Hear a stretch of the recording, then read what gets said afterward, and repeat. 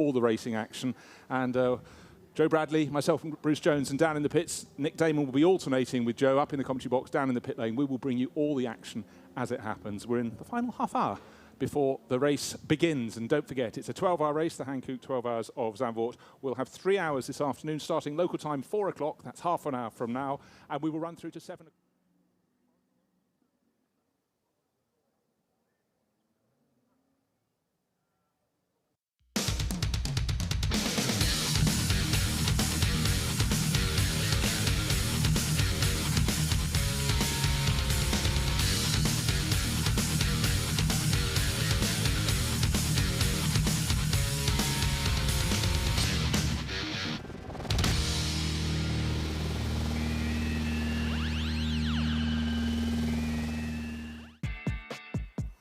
Zandvoort, what is it like in the dunes to the west of Amsterdam? Windmills, the Frisian cows in the field, and so much history. Not just down in the town, people like the Roll Mops, but welcome to Zandvoort, welcome to race fans, and that's been a sentiment since the very late 1940s, and today it continues to excite. And there is the grid, looking down, people milling around down on the grid in the half-hour countdown to the race here at Zandvoort, starting at 4 o'clock. And Nick Damon is down on the grid. Hello there. Thank you, everyone. Thank you, Bruce. Yes, for the 12-hour Hankook race of Zandvoort. It is packed. There are thousands of people on the grid enjoying the sunshine in what has been already a very packed day. So before we, well, say hello to this lovely young lady and all the drivers on the pit, let's see what happened earlier in qualifying. So qualifying was run in this morning, not really very long before the race at all. The conditions were absolutely perfect. 2 half-hour sessions, and it was a very quick fire indeed. Who was going to take pole position of the top-class cars? We had the car collection, Audi really challenging. A couple of cars were hitting problems. They were stuck in the garage, and Hofer Racing had 2 big Mercedes out there challenging for pole position, but the car that was working its way to the front was Ram Racing, number 30, and at the end, Tom Onslow Cole had an advantage of just over half a second, and he was very pleased indeed. So pole position, yes, it's a 12-hour race, but it's the best place to start. Second place went to the number 10 Hofer Racing Mercedes, and third to the A6 Audi, number 33. So back on here in the grid now. Normally, I would go and attack a driver, but they've all wandered off, so I'm going to attack the man who runs the Ram team, the pole position. So far, a rather better day than the first day at Mugello. At least we're getting to start this one, eh?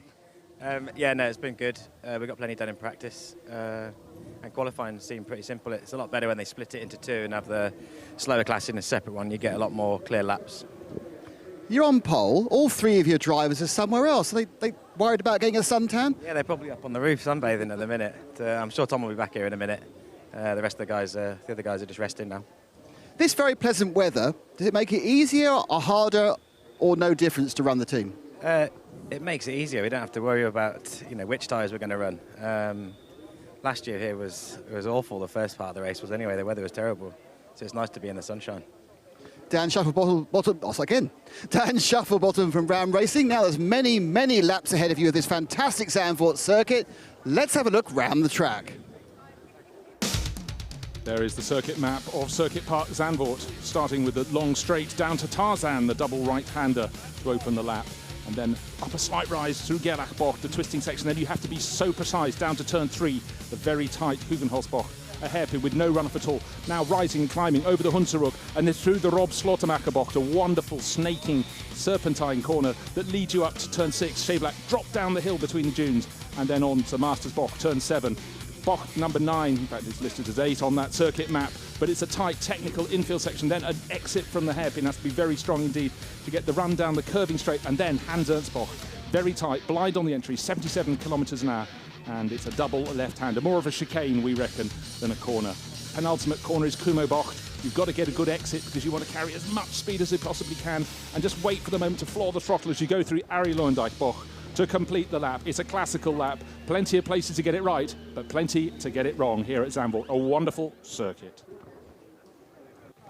So back down the grid after that run round the lap with Bruce Jones. We have to paraphrase a British comedy show, we have a late arriver to the grid. Only just turning up a second ago was the Hoffa Racing number 10 in second place, and Michael Kroll won the drivers. Michael, why was the car so late arriving? Because we had to go back to scrutineering to put the new weight in, and they wanted to recheck it. So you've had a balanced performance change, have you? No, we didn't have a change, but you are allowed to do the qualifier without the weight. And after the qualifier, you have to put it in, and they want to re-weight it and then refuel, and so it's normal. Now, for once this year, you have both your cars, both your lovely SLSs, the 9 and the 10. How does that affect the tactics? Will this 10 car just have the professional drivers in it, or will you and Chantal get to drive it? No, it's the pro car. Is this one. It will be Chantal and me and the professionals.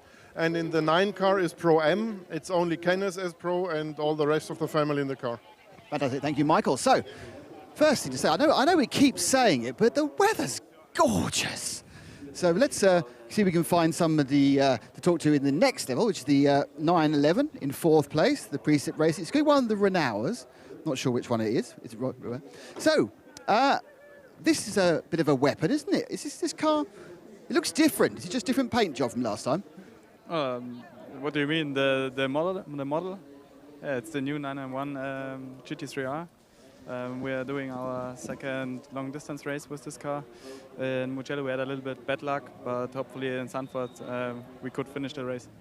You've driven a lot of these Porsches. Is there an obvious improvement model on model? Is this car much better than the previous car? Yeah, it's much easier to drive, especially for a gentleman driver. Yeah, the overall lap time is not that much quicker than the old model, because we have not the same BOP like the 997 GT3R, but yeah, we get used to the car every practice and hopefully better lap time for the race. And what are the tactics for the first 3 hours? Are you going to put in your pros, or are you going to let the gentlemen do some of their time today? The normal plan was to let our gentlemen drive, but nobody wants to drive now. I would start the race and continue with the gentlemen. Why does no one want to drive? I want to. I'll have a go. I'll drive it. And maybe we are a little bit too in the front row, so I don't know. That's Robert Renaud. Thank you very much. So there's a drive available in the 911 as long as you want to do it. So I think what he was saying is that it's a little bit too near the front of the grid. This is the car in 3rd, which is the car collection machine. Mark Basseng put that a long way further forward. Let's see if we can find... this is Max Edelman. No? Big word? We'll just speak to you. You're standing by the car. When's it your turn to drive it? I drive only tomorrow. Oh, yeah. Yeah. Mark is the first one, and after Mark, Horst will go. So you didn't think about changing into your civvies then? You've stayed in your race suit just in case? Pardon? You've stayed in your race suit just in case? Yes, because we do some photos here, and I think it's always better to stay in the clothes, because if there are some problems with Horst, then I can go in the car too. Max, thank you very much. So therefore, Max is not the John Terry of motor racing, just wearing his outfit. There is a reason for it. Now here's the massive motorsport car. They've had to put a complete gearbox in. I'm having a real kind of eating my own words moment at the moment. Once again, the cameraman finds the young lady with Nick. Are you happy that the gearbox, the new one, is in and working well? Yeah, they were pretty good. Yeah, was really on the limit. Was 2 minutes to go, and we're just happy to go out here and show what we can do. And I'm sure we can do a really good result. So let's see. We're hearing a lot of different tactics from the rest of the drivers. Are you going to get the gentleman drivers, amateur drivers in the car today, or are you just going to run it professionals only? No, we will have our gentleman driver in here, and we will try to lose us.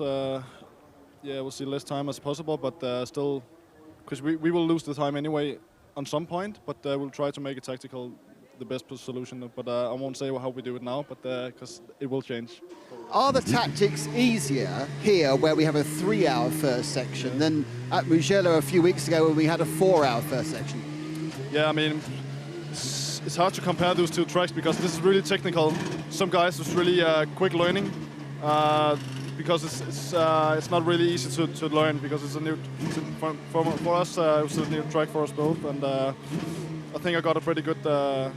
Yeah, I think I got a pretty good here, and let's see. I mean, I didn't drive too much, and we all didn't. So it's just we just thrown in here, and I think we can go really good because the Aston's really good. We know where we have the car always, and when the gearbox is working, I think everything is working. Fantastic. Thank you. That's Nick Sylvestre of the 55 Massive Motorsport car, one of the many Dane trains. So I noticed that Roland Paulsen decided he's also slightly Swedish. So I'm not sure what that means. Whether he's actually stuck in the middle of the bridge between Sweden and Denmark, which, if any of you know, is currently the centre of some questioning about how you get there. You get stopped now. I never used to. Let's see if I can find René van der Zange. So. René van der Zange in the 72 or 73? Actually both. Actually both. So that's what I asked you the question. How are you going to drive both? Are you going to do one, you're going to do a couple of hours, or the other you're going to do a lot, or you're going to be equally between the two? So basically, we'll see how it all unfolds, right? So I'm going to do the start on the 72, try to get a gap up front. That's always nice because the competition will push hard to get close again. And then I think tomorrow I'll start on the 73, or maybe the second stint on the 73, and we just rotate through. I mean, the other drivers are doing well; they are fast. I think they can do a few stints there, like maybe 2.5 stints, and the rest I will do it. So I did Daytona 24-hour this year. I drove 11 hours of the 24 because of his incidents, so I should be fine here.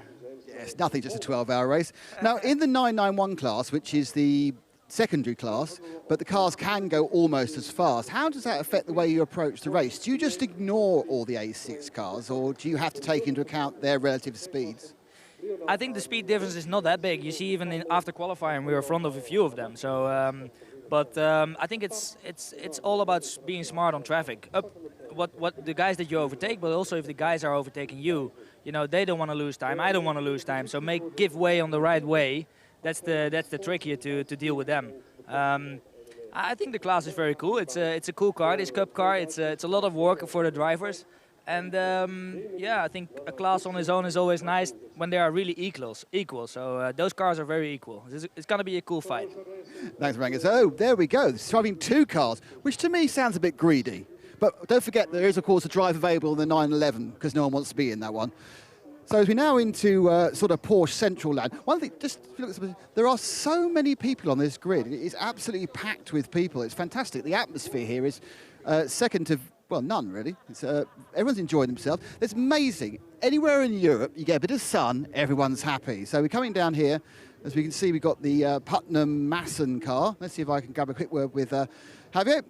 Javier, you got some real competition in this class now with the 72 and the 73. Yeah, it's good. It's good. I love that Ranger is here. I raced with him already for a long time on Zandvoort in Formula Renault. So it's great to have him here and have some competition. Are you one of the many drivers from around this area and here and in Germany who think Zandvoort's one of the best tracks? Well, yeah, definitely. All the elevation that it has, it's always a lovely track to race, especially with this weather. So no, it's a great place to be for sure. So what's the key to a good lap round here? Push it hard. No, I think you just need to be quick up the hill. There's a couple of fast right-handers. You need to have a good car here as well. It's not just in the driver, but you need to have the right car, and you need to focus you need to also focus not to push too hard into the corners. You see some guys pushing it a little bit over the edge, but you need to have some good exits here. So early on power is definitely the thing to do here. We've got some great pros in these 991s, and then we've got some good gentlemen. How do you plan the tactics of when to put which driver in to maximise the speed advantage the pros have and to minimise any disadvantage? Is there anything you can do, or is it just the way the cards fall and luck? No, definitely we have the strategy. We got two engineers, two brilliant guys calculating everything, having all these big Excel sheets over them and seeing when code 60s and how all that plays out, because I think strategy is a lot more important than ultimate pace. I mean, we can be a second quicker a lap, but if you're stuck for 2 minutes in the fuel station, for example, or stuff like that, you're nowhere. So strategy is very important on this track. I think we had a really good package altogether. So with Charles Espenlaub and Charles Putman together, I think we have a strong set of drivers that we can do well in this category. Best of luck. Thank you, Javier. Now, Javier actually was referring to the fuel station. Now, those of you who are regulars at Creventic know that the cars are not filled in the fuel pit lane here. They're filled right at the end. So if you look there, right back there, past the Italian flag, there is a 6 petrol station stop, 6 fuel stations for petrol, and 1 for diesel. Now, there's a young man leaning on a car. I've no idea who he is. It's number 62. Let's see if he'll talk to me. Hello, sir. Yeah. First of all, what's your name? My name is Nico Rindlisbacher. Nico, now, looking on that... Swiss. Yes. Hop Swiss. Is this your first time running here in Zandvoort, or do you have a lot of experience? It is generally my first race in a GT car.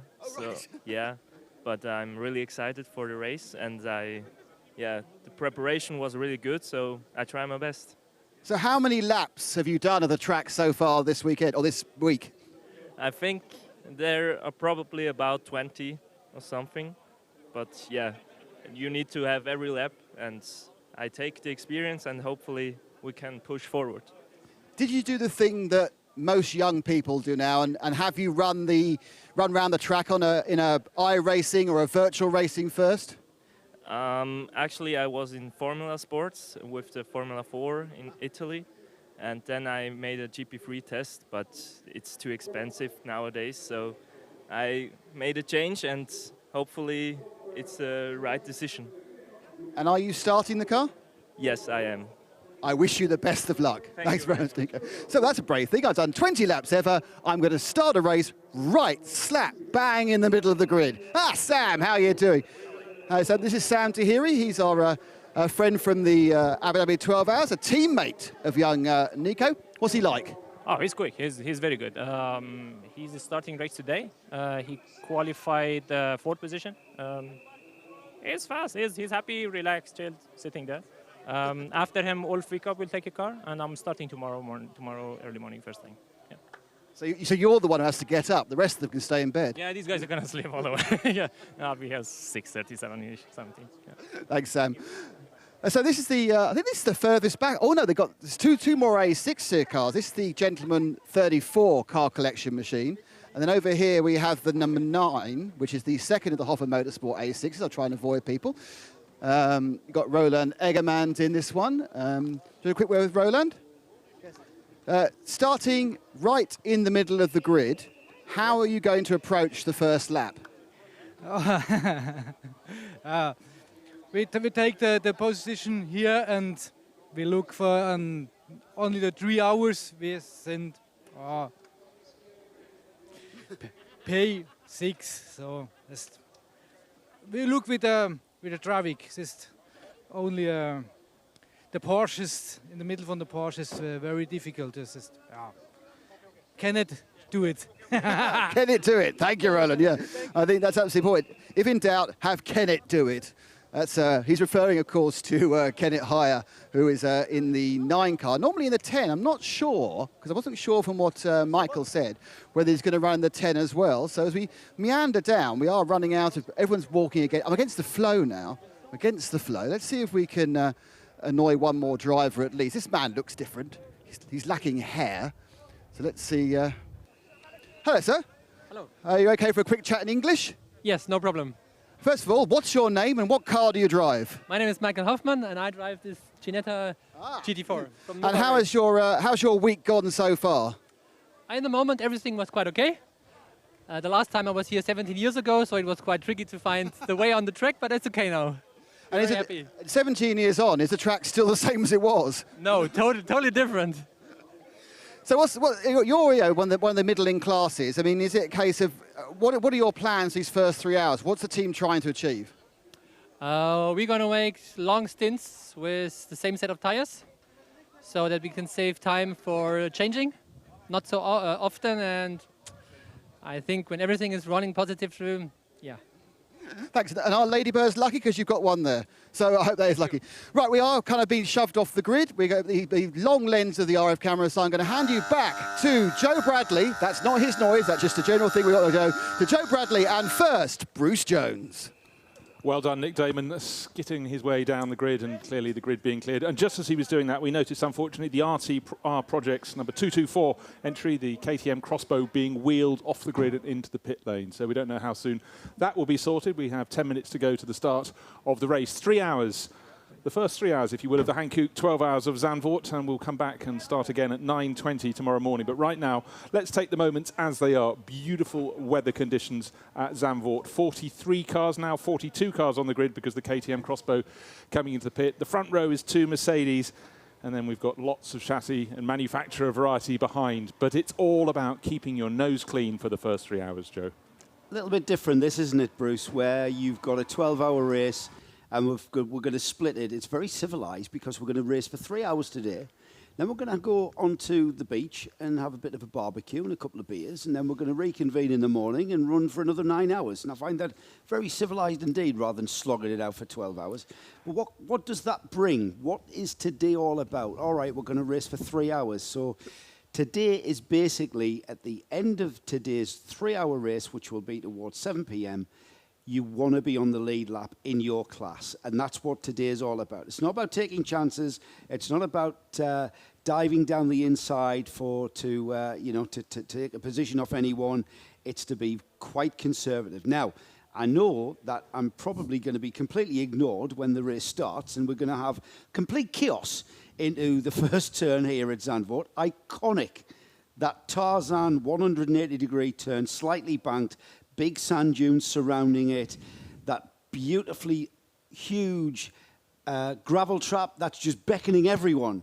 And then from there, the run down through the sweeps of the Gerlach Bocht and into that iconic left-hand hairpin without any runoff.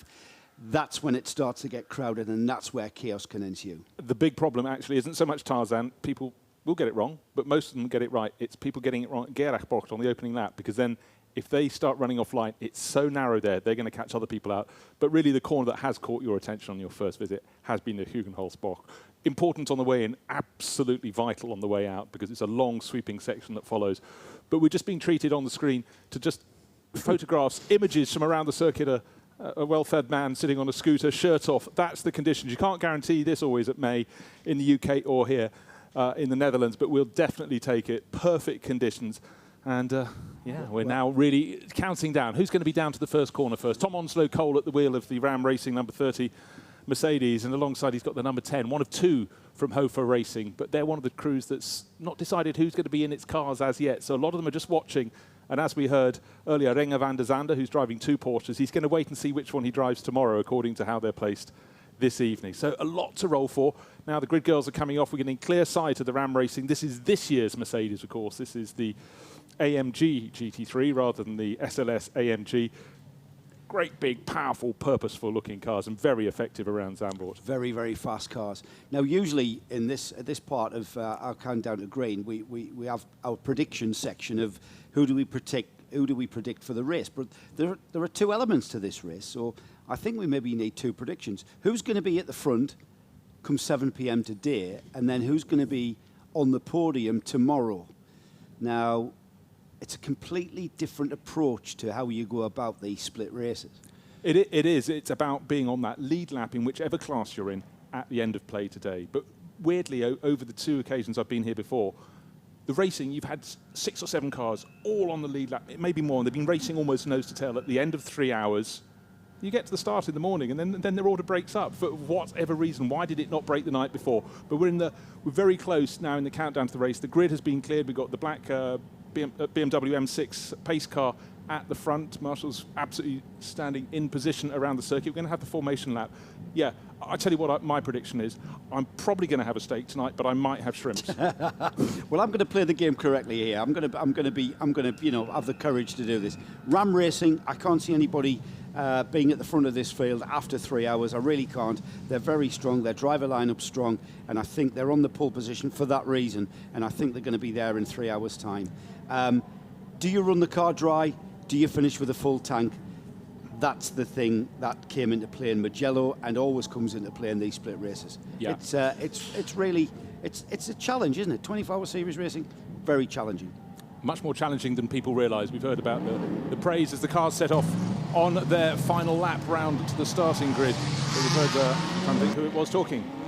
It was Renger van der Zande saying it's not just the drivers, our engineers are working out how to not lose us time during pit stops. We can gain the times on the track. Sun is shining here at Zandvoort ahead of the Hankook 12 Hours cars getting their last lap before the start of the race.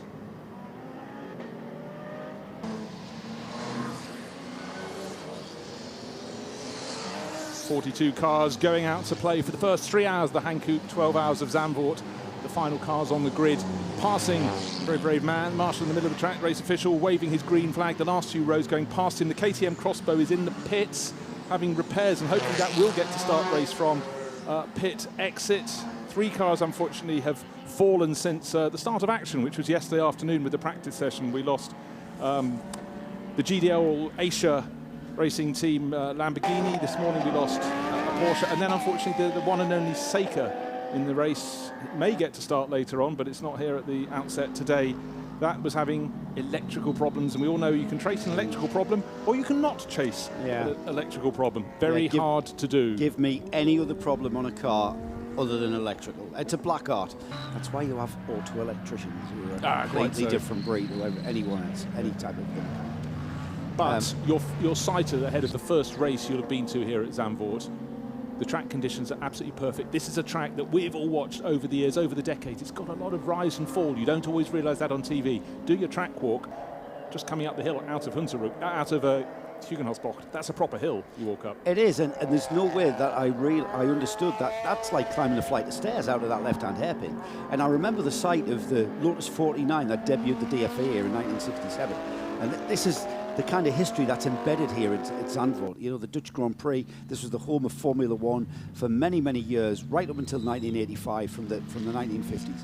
And the sight of that Lotus 49, climbing that hill out of there, clambering all over the curb and going up that hill. That's the iconic view of Zandvoort for me.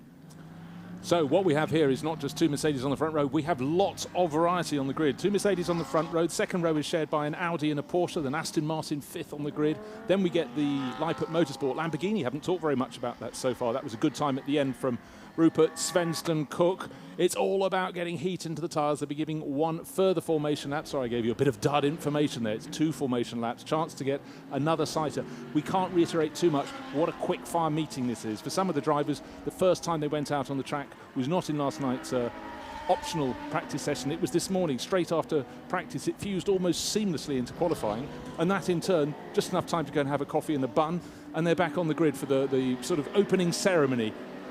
And so now we're about to go racing another lap, and it's just under a lap to go as the tail enders come round for the last time but one before the start of the race. Riding on board with the 303, which was one of the most entertaining cars in qualifying. In the final seconds, it just failed to take pole position for the TCR class, and it's a big favourite round here, the Red Camels Jordan car, and it's a flyer.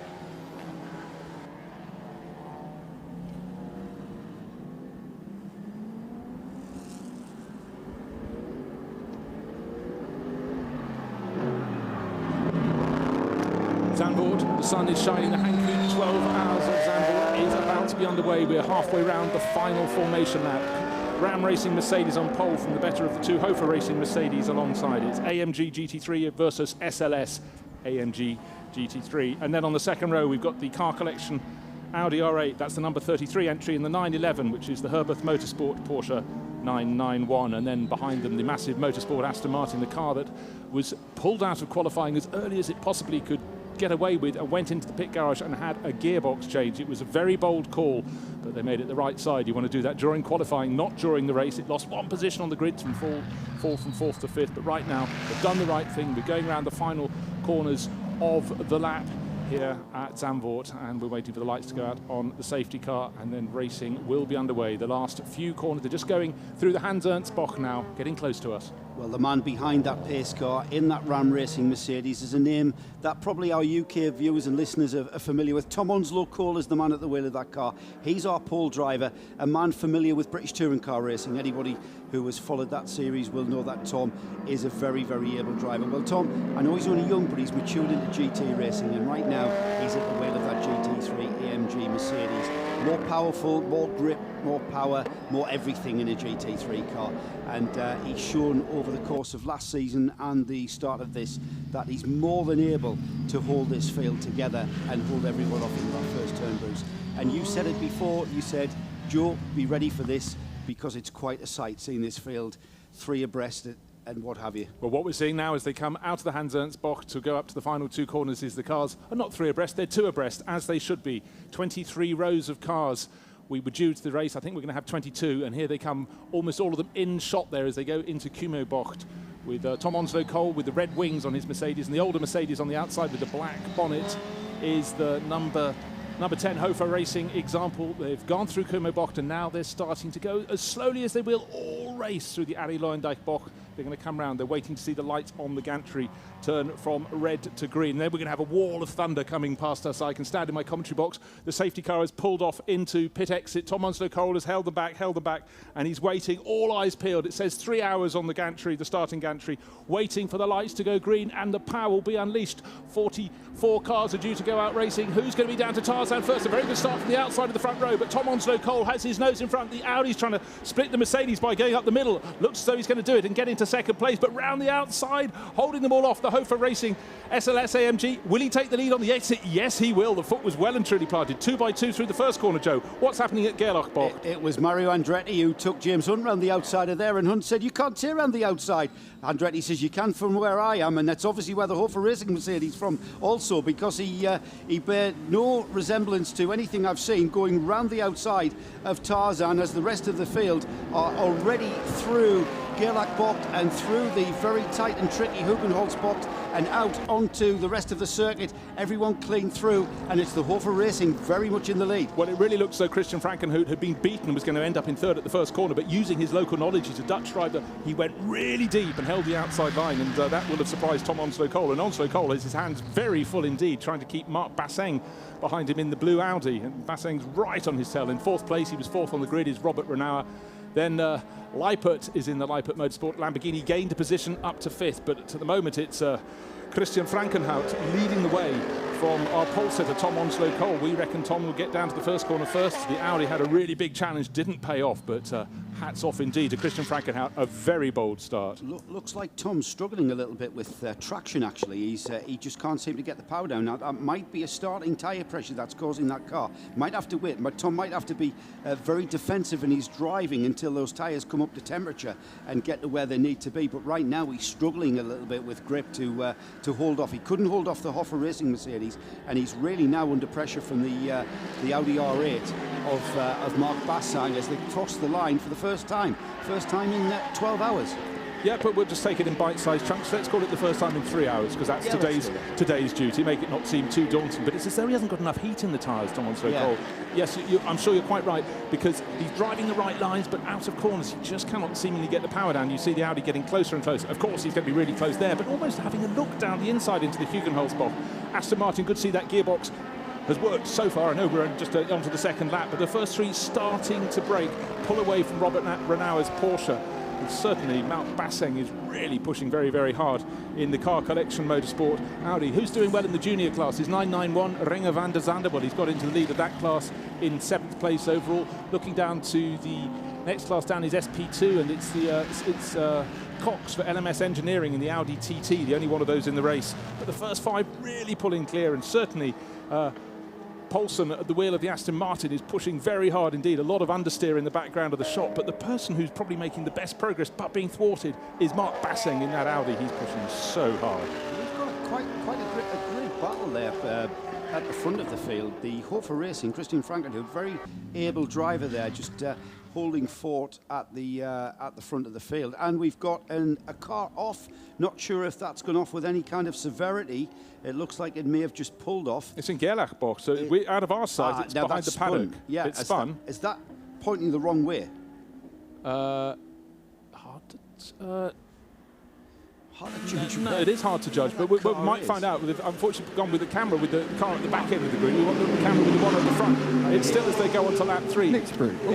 Hello, we have Nick down in the pit lane. Have you not been able to hear me? No, we did. We just thought we'd give ourselves a I've been chance. trying to tell you things like that the Seika has started. The 222 Seika has started. And also the number 73, the 911 class leader, was going very, very slowly halfway through the last lap underneath us. Thanks very much, Nick, and let's hope we can hear you next time. I'll crank you up a bit more. Thanks very much from the pit lane. That's Nick Damon. It is the number 34 Car Collection Audi that has gone off between turns 1 and 2, which is just into Gerlachbocht, which is the fast S's after the first turn. Probably got out of shape coming out of turn 1. Still only a local yellow between turns 1 and 2 for that errant Audi R8, whereas at the front we've still got the Hof Mercedes from the Ram Mercedes. The number 34 Audi R8 gets back underway. We see it peeling off now, gotten the car reset and restarted, and he's stayed on the track. Looks like he's had a spin, but now we've got Tom Onslow Cole's tyres coming in now, Bruce. Entirely so. It's took about 3 laps for those tyres to optimise their pressure, and they're working where they want to be. But in fact, that's a great thing. He's weathered the storm, and his tyres will be all the better for that. He's been very wise, because certainly the Audi, yes, it's a huge distance behind, a good car length at least, whereas before it was half a car length. But kidding aside, you can now see Tom Onslow Cole. His car is definitely getting the grip more where he wants to have it, and he's now starting to close on Christian Frankenhout, who was the absolute star. I know he was on the outside of the front row. He had a good chance, but he did look as though he'd been demoted on the run to Tarzan to third, but no such thing. Round the outside he went and held on.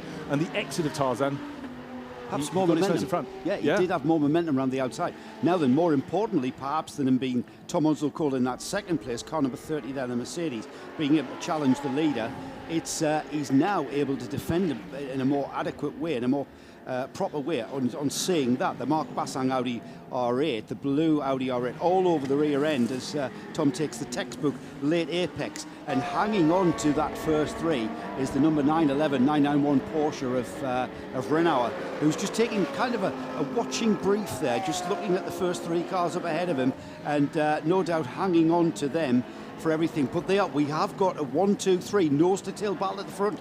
Quite extraordinary. In the back of that little grouping, certainly pushing harder, I would say, than those in front, clipping the curbs as he went through the Rob Slotemacher S's, and now going for the inside as he dives down the hill towards, that's out of the Masters Bocht.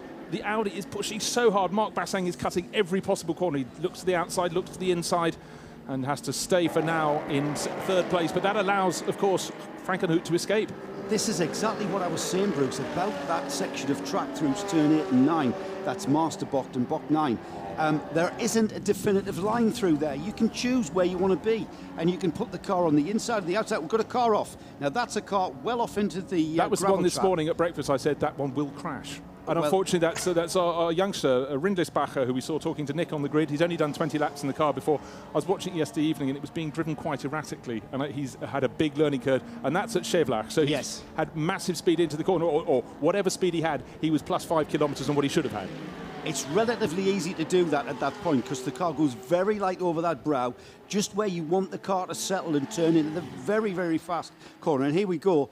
You know what? He just got a little bit wide, put a wheel right on the edge, and once that tyre, that loaded left rear tyre, is not on tarmac and on grass, you've got no grip at all. Yeah. And that's what's happened. A harmless spin. And there might have been just this little sensation of a lift and unbalanced the tail a bit more. Maybe. But it was either way, he's had the spin, he will get going again. But that's a shame. He was making up ground in the early laps and no doubt absolutely having a fantastic time. And remember, that Porsche 911 is a very tricky car to drive. If all he's had before is single-seater experience, we heard him tell us about how he's been, I believe, Formula 4. And then GP3. Well, that's a different kettle of fish altogether, with the engine in the back, over the rear axle, completely different way to drive. And the last thing you need to do right there at that moment would be to lift. Well, it's hard to know where to look. We've still got in fourth place. We've got Robert Renauer. He just can't get close enough to this lead battle. But now, suddenly, the Audi is slowing.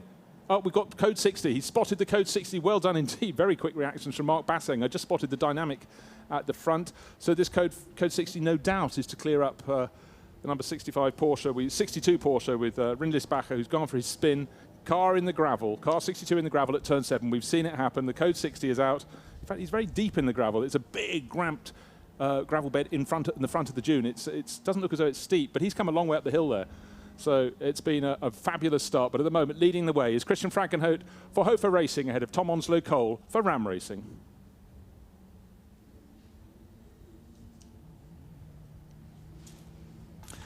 Code 60, the flag is out. Caution period around the circuit, and we're waiting for the clear up of car number 62, high in the huge gravel bed at Scheivlach.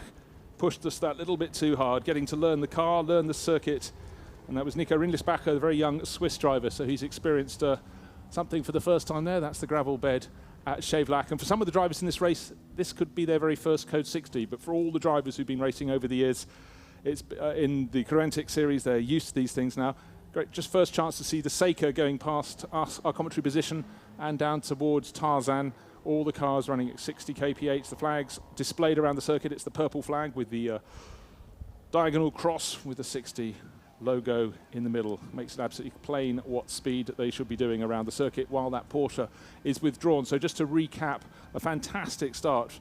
It seemed as though the Audi from the second row, Mark Basseng, would get up alongside poleman Tom Onslow Cole and push Christian Frankenhout back to third, but Christian Frankenhout knows the circuit. He kept his footing, went all the way around the outside at Tarzan and had more momentum on the exit, so he nosed in front. Onslow Cole really struggled for grip over the first couple of laps before his tyres started coming in. He was challenged very hard by Mark Basseng in the Audi. That battle has gone backwards and forwards. Tom Onslow Cole got the tyres up to temperature, started to be equal, but certainly I think the feistiest drive so far has been from Basseng in the Audi. Yeah, and I think, Bruce, Mark Basseng, very experienced driver. He will have seen the trouble that Tom Onslow Cole was in grip-wise, and he was wanting to take advantage of that situation, because Mark Basseng would have known those tyres are going to come on very soon, so I have to make that challenge now. So you could be looking at and thinking, how crazy is that? Why is he in such a hurry to get past? We've got 3 hours today, we've got 9 hours tomorrow. What's the hurry? Well, the hurry is,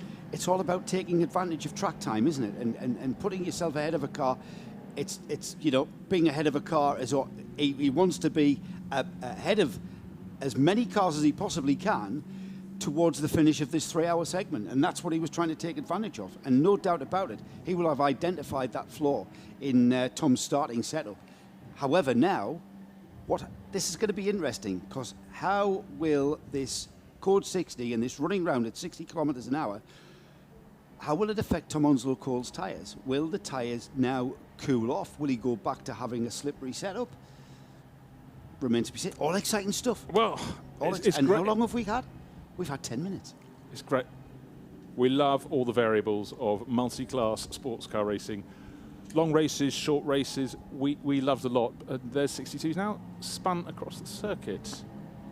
So he's been recovered from the gravel. Oh, he's gone back onto the circuit, and now he's parked across it as Scheivlach.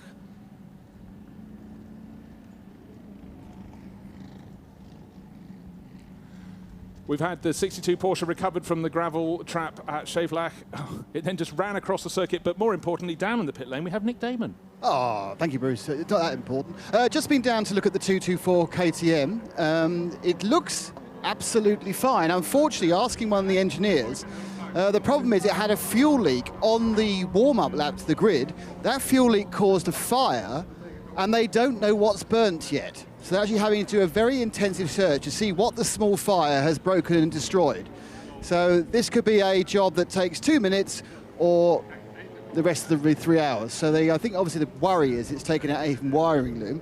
And interestingly, we've just got our first pit caller in this Code 60 after 10 minutes, and that's the number 64 Porsche Lorient car. Thanks very much, Nick. Yes, we did worry about the Seika beforehand, and then the KTM pulled off the grid, so the Seika got started when we hadn't expected it to, and the KTR didn't. But down in the pit lane, maybe using this tactic to go and get some refueling. Will it turn? No, it's not going into the refueling bay in the Porsche Lorient number 64 back out onto the circuit. It's still Code 60, however. That was withdrawn within the next minute. That was Pascal Gibbon in the 64 Lorient Racing Porsche there. Now, hard to judge why he would have come into the pits. Now, during Code 60, with everyone going around at 60 k's, you lose less track time. But maybe that's just a little something that needed adjustment. Well, could be. This was the car that didn't get to qualify. It was allowed onto the grid. That was the one that was crashed this morning. So I guess they've had repairs, and it was a sensible time to try it. An installation lap where they've had a few laps running round. Code 60, perfect opportunity to come into the pits, have a look, see if there's anything leaking, see if there's anything dropping off, hasn't been secured properly during the rebuild. And it's green flag. We're green flag, Bruce. Yeah, I just heard a transmission whine, looked at the screen, saw the Code 60 line had come off. So hammering down with a much bigger lead this time is Christian Frankenhout into Tarzan. He's got about 4 car lengths, and the Audi has lost. He shouldn't have lost anything, but he was the first to back off when the Code 60 came out. I thought he was slowing with the problem. Flags came out, but certainly Christian Frankenhout. But he's about to start lapping. He's got a Honda Civic ahead of him. This is the chance for Tom Onslow Cole to see if he can close in. Now, diving into Hugenholz box and very nearly clattering the side of the Honda. He's definitely been compromised. Christian Frankenhout would have had to come off the power just as right behind him. Tom Onslow Cole was trying to go onto the power. Now it was 4 or 5 car lengths between them into Tarzan and going up towards Shaver. There's only half a car length between them, but still it's the Hofer Racing older Mercedes in front of the newer AMG Mercedes of Tom Onslow Cole, who lost a little bit of ground as they went through the sweepers there, but certainly Frankenhout looks like he absolutely nailed it on the restart on the green. But we've got more pit callers, and that's the 62 car that went off into the gravel at Schevelach. Yeah, that's just getting some gravel removed from where it shouldn't be and getting a fresh set of tyres. But what we had there was Christoph Frankenhout being held up massively indeed through the Hugenholz spot by the Honda Civic. Now the Honda Civic looked like it opened the door and let the Mercedes through. The Honda Civic's front-wheel drive, so that was taking a completely different line to the rear-wheel drive Mercedes, and he'll have taken a very wide entry and have clipped, 3/4 of the way around the corners is where he clips his apex. And Christopher obviously thought, oh, there's the door, and no, the Honda Civic slammed it shut because he was pretty much, all of these cars are committed through the corners. They're not like they can just change direction if they're actually the car is sliding, and that held him up massively and allowed Tom Onslow Cole to challenge.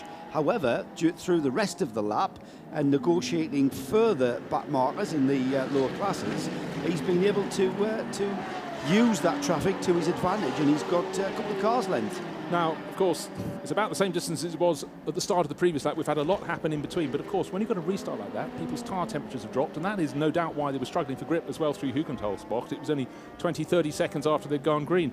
But come what may, Tom Onslow Cole is back where he was not so long ago, 2 car lengths behind Christian Frankenhout. So it's Ram Racing doing the chasing, Hofer Racing leading the way. The 4th place Porsche is not that far back, but what's the gap? It's just over 2 seconds between Onslow Cole and Basseng. It just shows how much, as the Code 60 started, Mark Basseng lost. Originally, just before that, he was right on the rear, right on the tail of the Ram Racing AMG GT3, but at the moment he's dropped 2 seconds back as Onslow Cole regains the battle, and he's now right onto the tail. There is the Audi in the background of the shot, but he's just waiting for the moment. He's getting the tyre grip back with the tyres, seeing where and when he can challenge Frankenhout. But over the years here at Zandvoort, Dutch driver Frankenhout has been absolutely mighty. He's a very hard man to crack, but certainly Onslow Cole is doing everything he possibly can.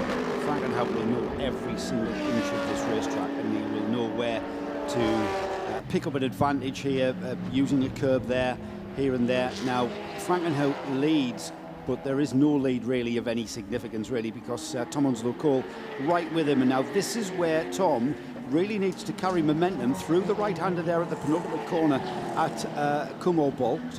Now we go to Arie Luyendyk-bocht and out onto the start-finish straight. This is where Tom Onslow Cole will challenge down into Tarzan. He's got a toe this time. Yeah, he's got a toe. This is what he needed. He needed to carry the momentum. Frankenhout goes to the right of the track there to defend, leaving Tom Onslow Cole no question or doubt as to whether he knows he's there. He knew he was there. That's why he pulled across the right. Very defensive driving, fair, just moved one direction.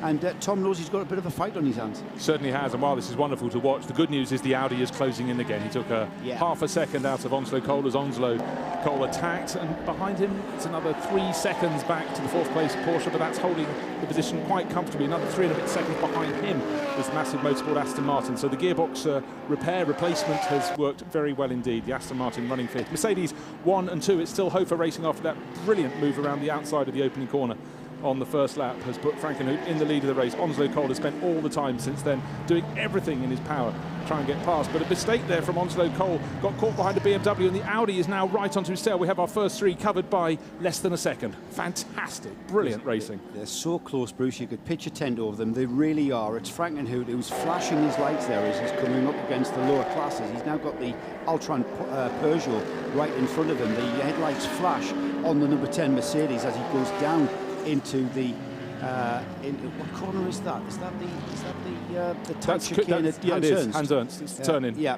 So they're through the right, through the left. They've round the outside. Now look at the traction there on the number 30 Rab. He's trying to put the power down at a very slow left-hander, and the car just didn't want it, did it? The back end came out, and Tom was really hanging onto it. Now that's let Basseng get right onto the tail of the Mercedes. It's a very important part of this track. And now can he carry that momentum? He's still got traffic to get by. But he's got the slipstream. But that's the key. And there are two cars. There's one of the Peugeots, the Altran Peugeots, the BMW. They're separating the second Mercedes and the Audi. And the Mercedes had to almost take to pit exit as he dived down. Tom Onslow Cole into Tarzan, just managed to get the wheels back onto the tarmac from the edge of the circuit. And certainly the traffic has very much fallen in the way of race leader Christian Frankenhout. That was a near miss in terms of losing second place for Onslow Cole. The traffic really worked for the Audi driver, Mark Basseng. But every time Basseng wants to plant the power, his car looks so well balanced, and his Audi R8, whereas certainly having to work and clouting the curves through Rob Sloterdijk, through the S's, goes Tom Onslow Cole holding down second place. But really for me, the star of this race, brilliant start from Christian Frankenhout. He's working the traffic supremely, but he is the leader, he has the advantage there. But at the moment, the star of the race is Basseng for me in the third place Audi. Now you might have thought that was very rude of those lower classes not to let the leaders through. However, what we were witnessing there was a change of lead in the Year 3 class, because that was Veltman in the it was Veltman in the Voss Veltman BMW being challenged by the Team Altran Peugeot 208 of G. Roman at the wheel of that car. Now that was a battle for class position, so those guys were having a battle of their own, and really round of applause to Roman in the Peugeot, because he really did use the advantage of the BMW letting the leaders through, and he was quite cheeky in the Peugeot because he went through with the Mercedes, didn't he? Yeah, but he had to be inch perfect, wanted to slip to one side. Now what we're having is Onslow Cole has worked the traffic, and so has Basseng. They're now no cars between them and race leader Christian Frankenhout. I honestly think Frankenhout's days in the lead are numbered, but he's shown in the early laps he can resist a lot of pressure. But I think what we're going to see is the Ram Racing Mercedes. Tom Onslow Cole at the wheel is closing right in again, and he can do nothing but look forward and backwards, because Mark Basseng in the third place Audi is pushing him very, very hard indeed. Let's just go down through the classes. Ninth place is the top 991 class car. It's the HRT Performance Porsche. Number 72 with Renger van der Zande, who'll be driving that car, and perhaps the sister car, the number 73. We'll decide on that later. Top in SP2 is Cox in the 206 LMS Engineering Audi TT RS. That was in SP2. SP3, we have to look down to Coroiser Racing in 18th overall, using all that years of experience and his love of the Zandvoort circuit, leading the way in that class in his Lotus Evora black and gold.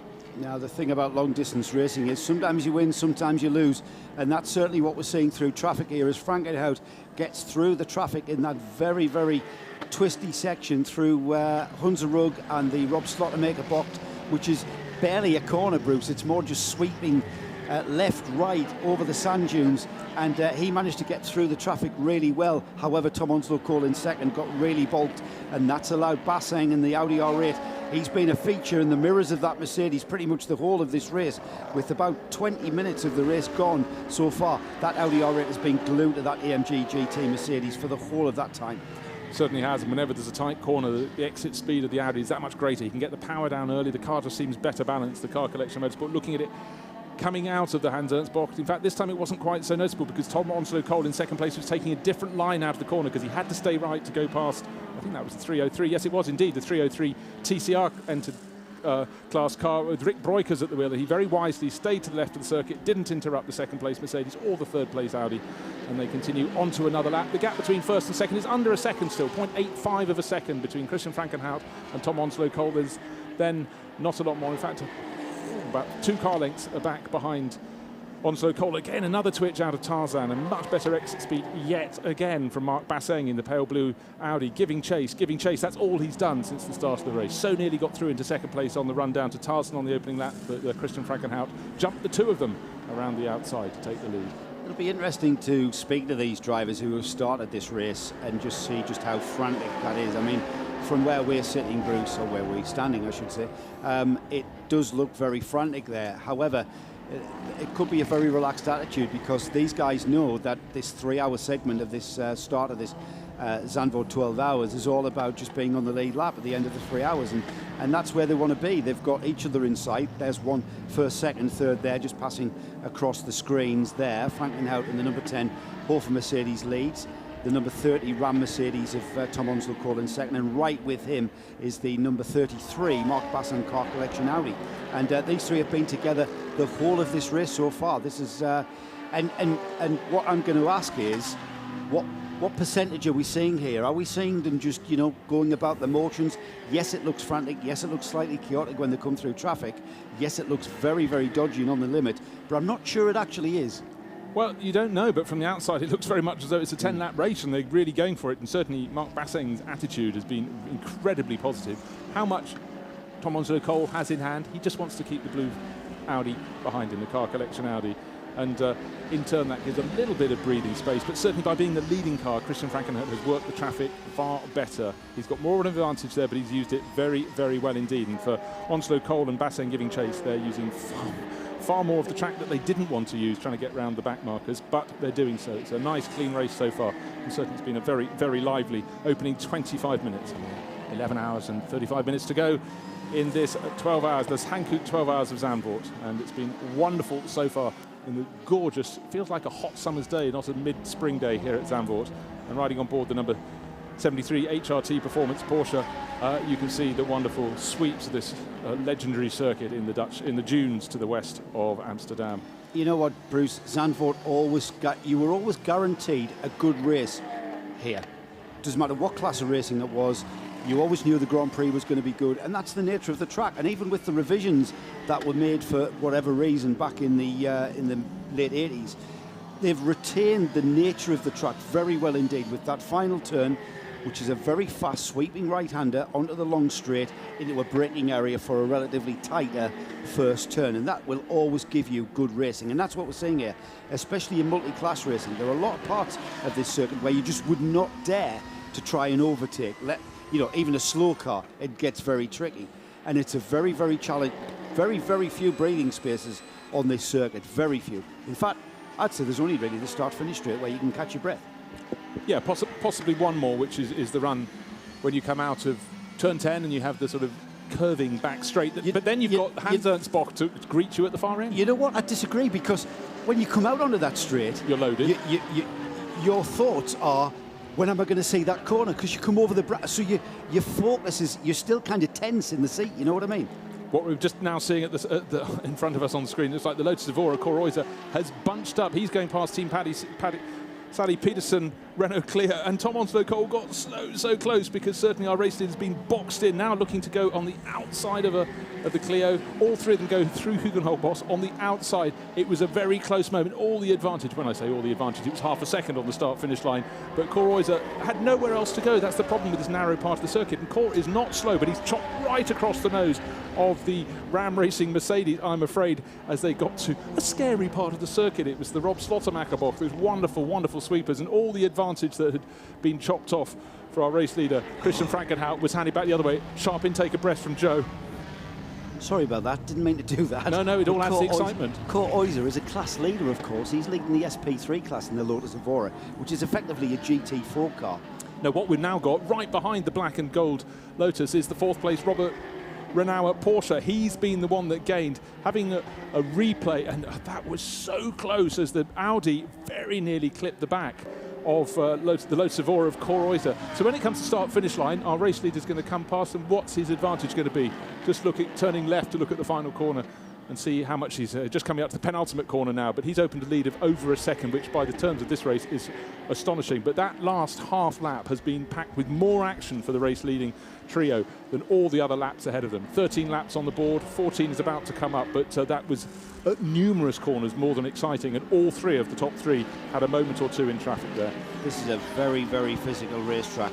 It's mentally challenging and it's very physical. There are a lot of corners where the car is very much loaded up. Heavy braking area, which we're in now.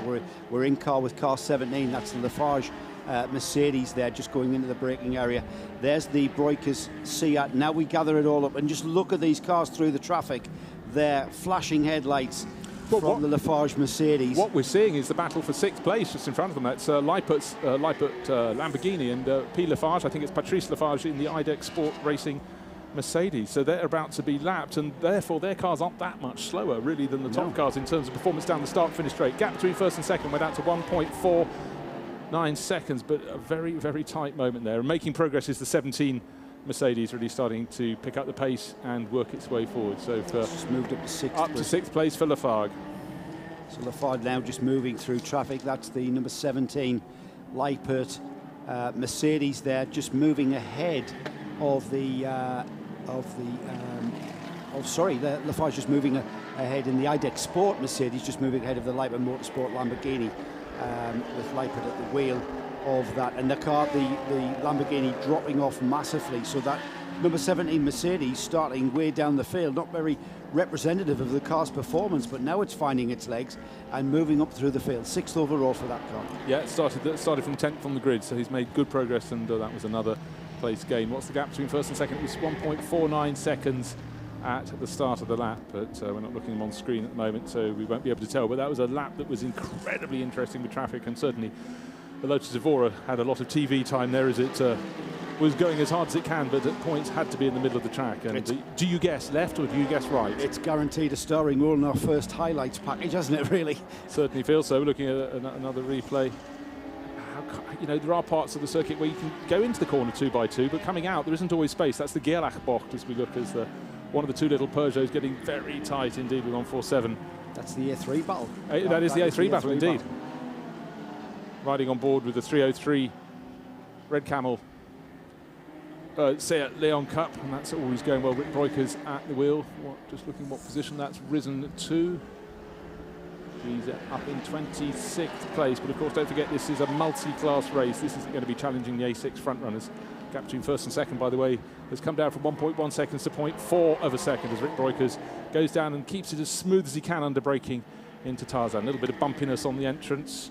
Tries to keep the tail from coming around, waiting, and then back on the power. And that's where the track almost feels at its narrowest, when you get the curb coming up at you on the exit of Tarzan, and you need to get the car from the right to the left, and then here you've got to swing it very much to the right and go in as deep as you dare into the hairpin that is Hugenhoch-Bosch, because the key here isn't so much the entry, it's how soon you can get the power down as you come over the top of Hunsrück, then down the drop. And this, to me, is almost my favourite part of the circuit. It's the sweeper, as seen by Rick Breukers. He'll clout the curb on the inside, just get the wheels over the paint. Now the car goes light as you go over the hill, and now this is where the number 62 Porsche went off. You can see where it left the marks in the gravel trap on the outside. That was Rindlisbacher. The car was dragged out of the gravel trap. That's what brought out the code 60.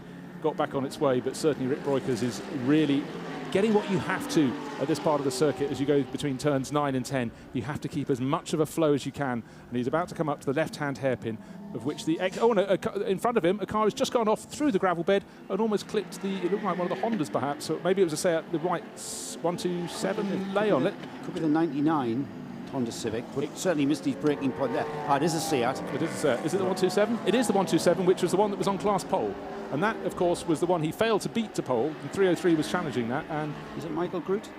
It is Michael Groot. He was 2 positions ahead on the track at the start of that lap of Rick Breukers. We were riding on board with Rick Breukers, and up ahead of him we saw the class leader go for a gravelly moment. I'm going to hand over to Nick in the booth now. I'm going to go get some sunshine. I need some sun. Yeah. I'm going to be reporting to you guys from the pit lane. So I'll see you down there. Thanks very much, Joe Bradley and Nick Damon. Hot foot, literally, from the pit lane. But that was an interesting moment. Let's see how many places were lost by Michael Groot. Does he stay? No, of course, the class lead has now changed in TCR. 303 into the lead of the race.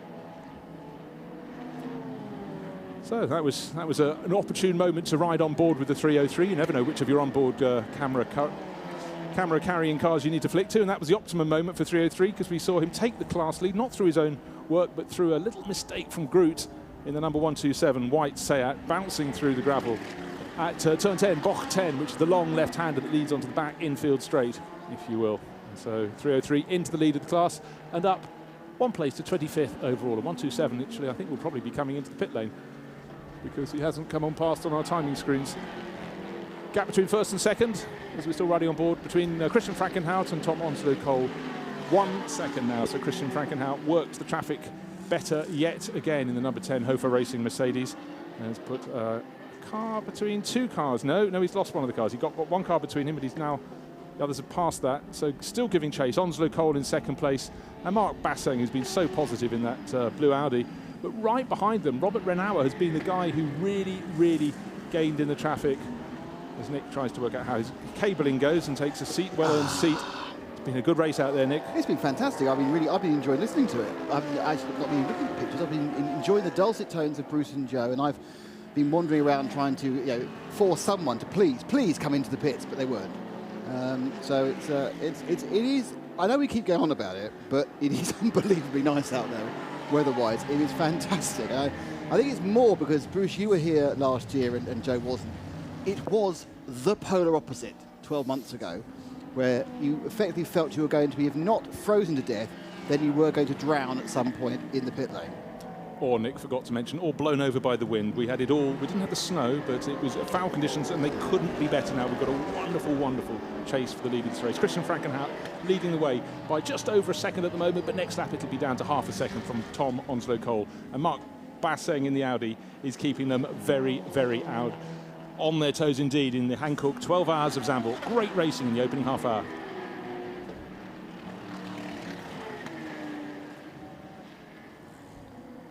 It ebbs and it flows, and Mark Basseng on the attack, pushing Tom Onslow Cole very hard as they come up upon yet another back marker, flashing his headlights, leading the way. He's got 2 cars in front of him as he goes down to Tarzan. There's Christian Frankenhout side by side, and now actually we've had a change for third place because does he get it? No, he doesn't. It looked as though Robert Renauer in the Porsche had got past the Audi, but the Audi was so late on the brakes, and Mark Basseng has actually carried so much momentum. He's going around the outside at Gerlachbocht off Tom Onslow Cole. Was there a clash between them? I fear they might have rubbed doors, if not super close through Gerlachbocht. That was a reaction jink away by Basseng, but he was going for the over and under on Onslow Cole, which was completely complicated by suddenly Robert Renauer finding the pace of that 911 GT3R and being where he didn't want him to be. So it's that classic case where finally a great run, the car in front of me. Oh no, there's someone behind me trying to get past me, and then they now sweep round together as a BMW closes down a bit too quickly on the R8 of Basseng and dropping it off a bit. You see, as Renauer. Is this just because he's had a couple of bad corners? I don't know.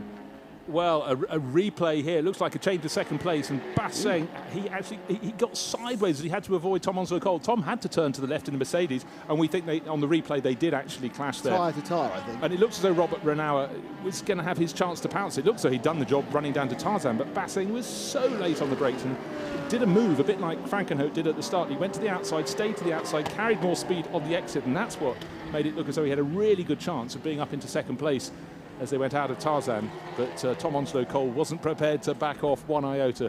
So the battle was incredibly frenetic at the start between the first three. Now it's the battle between second, third and fourth, and sitting on a huge lead of nearly 2 seconds. I know, just showing off. Is Christian Frankenhout, but he'll be enjoying this because the chasing drivers will be working their tyres very, very hard indeed, and Frankenhout definitely has worked the traffic beautifully this afternoon in the first ads race. The pit call of the 126 entry, one of the Seat Cup cars coming into the pits. And that's the car with the only former Husky sled racer taking part. That's J.M. Littman, who was racing, sharing it with Chris Bentley and Robert Gilman. But Husky is the euphemism for overweight in America, isn't it? Oh, is it? Yes. I've never been called that. If Have you get Nick? something in a size Husky, it means you're quite a large person. As the 126 is wheeled back into the pits.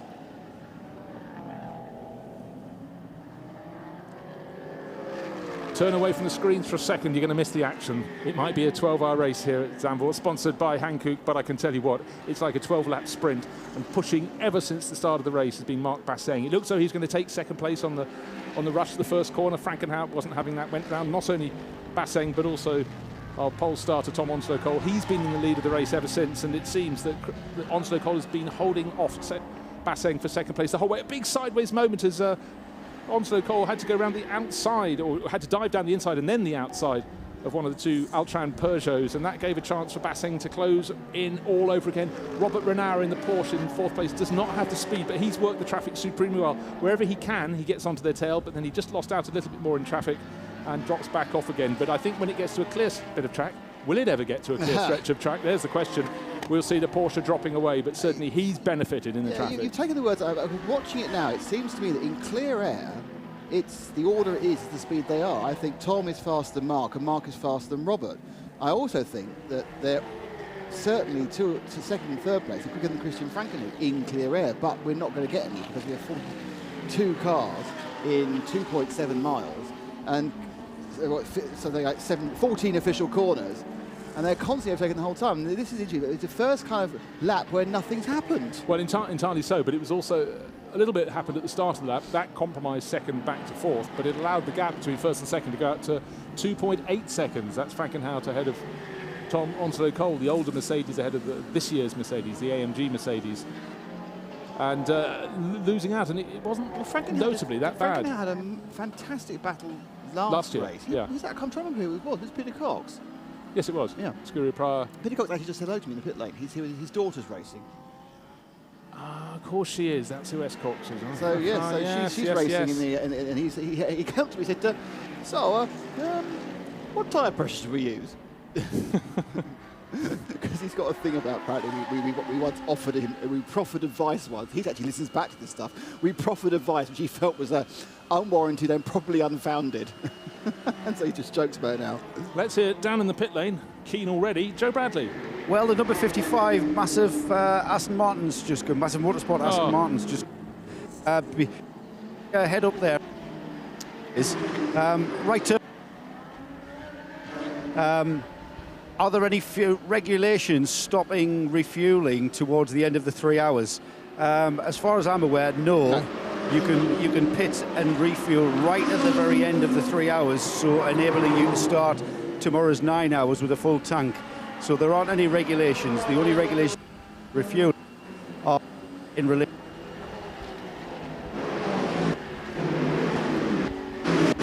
Well, thanks very much to Joe Bradley. Unfortunately, the signal just cutting out slightly, but he was raising the question of refueling. The only issue, the question obviously was about whether you can refuel within the last 3 hours or last 10 minutes, whatever it may be. The fact is that you're allowed to do whatever you like as far as fuel is concerned. You can come in 1 minute before the end and fuel, but if you get trapped at the fuel station, then you'll end up being classed as being in the pits.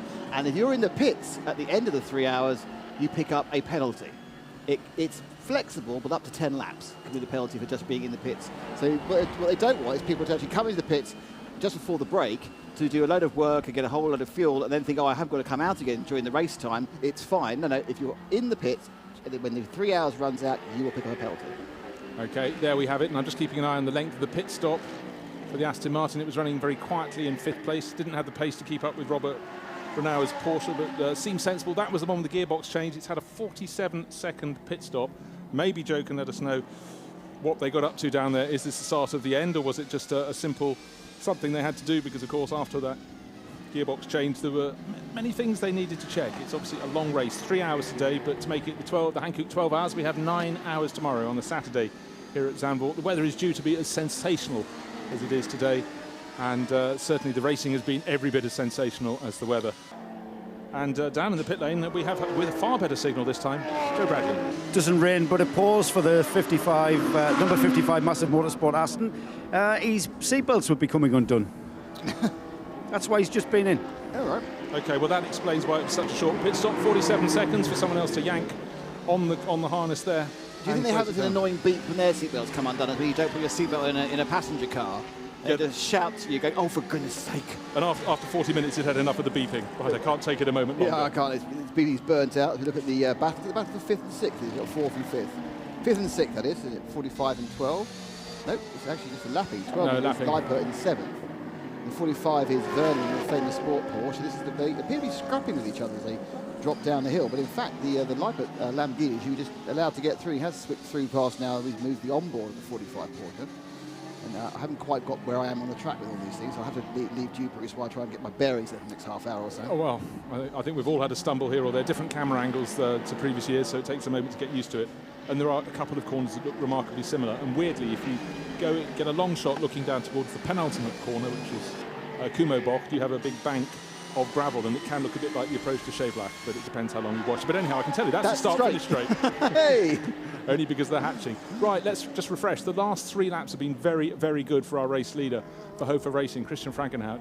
Not long ago, he was just a second clear. He's now 4.2 seconds clear, and then just over half a second between second and third. Tom Onslow Cole still holding off Mark Basseng's Audi. Robert Renauer, another just under a second behind in 4th place. Doesn't seem to quite have the pace in that Porsche, but every time there's traffic, he's very, very positive, and he's gained, particularly as Onslow Cole and Basseng have been really suffering a little bit in traffic. They've both been chopped quite big time. We saw a challenge for second place, where Basseng got alongside, had a bit of a clout as they snaked their way through Gerlachbocht. That's the sweepers behind the pits. And if you hold a straight line, you are going to come across, and certainly fighting for position. Onslow Cole was not prepared to give away second. And now, again, on the start-finish straight, the blue Audi takes a tip. He's going to try and go around the outside. He tried that before, but Onslow Cole has got enough speed to hold the inside line. But look, he carried more momentum around the outside, but he had to have his nose alongside to try and brave it out, because the curb comes up at you very suddenly on the outside line. But the yellow BMW in their path, who is he going to chop as they go down into Hugenholzbocht? Right in the middle of the track, and the blue Audi in third place very nearly collects the back of Onslow Cole. In the second place, Ram Racing Mercedes. Now they're going to rise over the crest, round the BMW to go over Hunzeruch, and they have to get into position, slight chop and change of position in third place for the Audi, for Mark Basseng. And every time they work their traffic, it's heart in the mouth. Which one's going to lose more momentum? But every time it comes to traffic, it seems as though our race leader gains an advantage, but in fact his lead has come down by 0.7 of a second on the last lap alone, so he in turn has been chopped by traffic. But what we can tell you is Christian Frankenhout is sitting on what to him will be a comfortable lead, 3.5 seconds, and the battle that's raged from the run to the opening corner between Tom Onslow Cole in the pole-sitting Ram Racing Mercedes and Mark Basseng in the pale blue Car Collection Motorsport Audi continues to rage. And in the background, sometimes closer, sometimes further away, Robert Renauer holding down fourth place in the Herberth Motorsport Porsche. Fifth place had been held by Massive Motorsport with their Aston Martin, but we just heard from Joe Bradley in the pit lane that that had to come in. The seat belts weren't tight enough, and I'm afraid that will have lost them a lot of ground. The 126 Alpha Tune CTR, Alpha Tune Seat back into the race. Standard pit stop, no refueling. So sorry, fifth place is P. Lafargue, Patrice Lafargue in the EDEX Sport Racing Mercedes. Hofer Racing's second Mercedes. That's battled up the order. That started further down the grid, and it's got Kenneth Heyer on board, one of the pros in that lineup. Then the Lippert Lamborghini is in seventh. Christian Poulsen, after the pit stop, back into eighth in the Aston Martin. Ringer van der Zande, the best of the 991 class cars, is ninth, and Xavier Marson completes the top 10 for MRS GT Racing. We've got a car coming in slowly. It's the team VDS Mac Mark Ford coming back in slowly. Sounds great, but clearly not hearing all the revs there, because that is limping back to the pits. Hopefully it's something's not too serious, like a puncture. Couldn't quite see from the angle, but that has had its race somewhat hampered. But certainly not hampered is our race leader, Christian Frankenhout, leading the way for Mercedes. And yes, on board you can see how much the VDS car is limping as it comes back towards the paddock. And hopefully it won't take too long for VDS Racing Adventures to sort the problem. It's limping, and it is. And also just looking as though the Renault Clio front, no, I thought that was limping as well. Looks as though the front left corner of the Team Sally Racing Clio was down a little bit, but I think that was just actually the effect of the sun and the shade on that car as it came around towards the end of the lap. So a rare shot up the start-finish straight. It's not filled with cars, and there's the Team Sally Clio running in the A2 class. And certainly the speed differential between that and the race-leading Mercedes SLS AMG is absolutely huge as they go down the start-finish straight. 41st position overall. We had 42 starters, so just one car behind it. And fourth in the A2 class is the Team Sally Racing car with Martin Sally Peterson at the wheel. Car number 17 riding on board with them now. That's Patrice Lafargue in fifth place. He is not being, he's been pushed relatively hard because he's got Kenneth Heyer right behind him. Looking in shot there is Heyer giving chase. In fact, his Heyer just managed to make the move, just trying to pick out which is which at the moment. In fact, indeed, the move has been made. And Kenneth Heyer in the black, red and white Hofer Racing SLS AMG has moved past the newer car from EDEX Sport. So Heyer up into fifth place overall, and Patrice Lafargue, there are two P. Lafargues in the car, back down to sixth.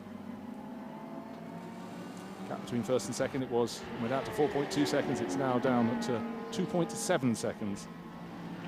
Again, watching Kenneth Heyer now up to fifth place, being chased by Patrice Lafargue, but the move has been made, and we expect him to pull clear.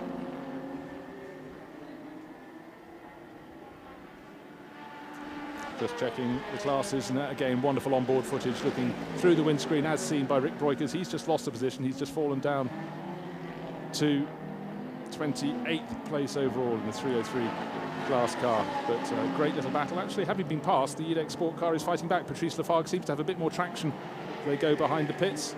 pushing for 5th place, but he's just lost it and trying to fight it and get it back from Kenneth Heyer as they run down to Hugenholzbach.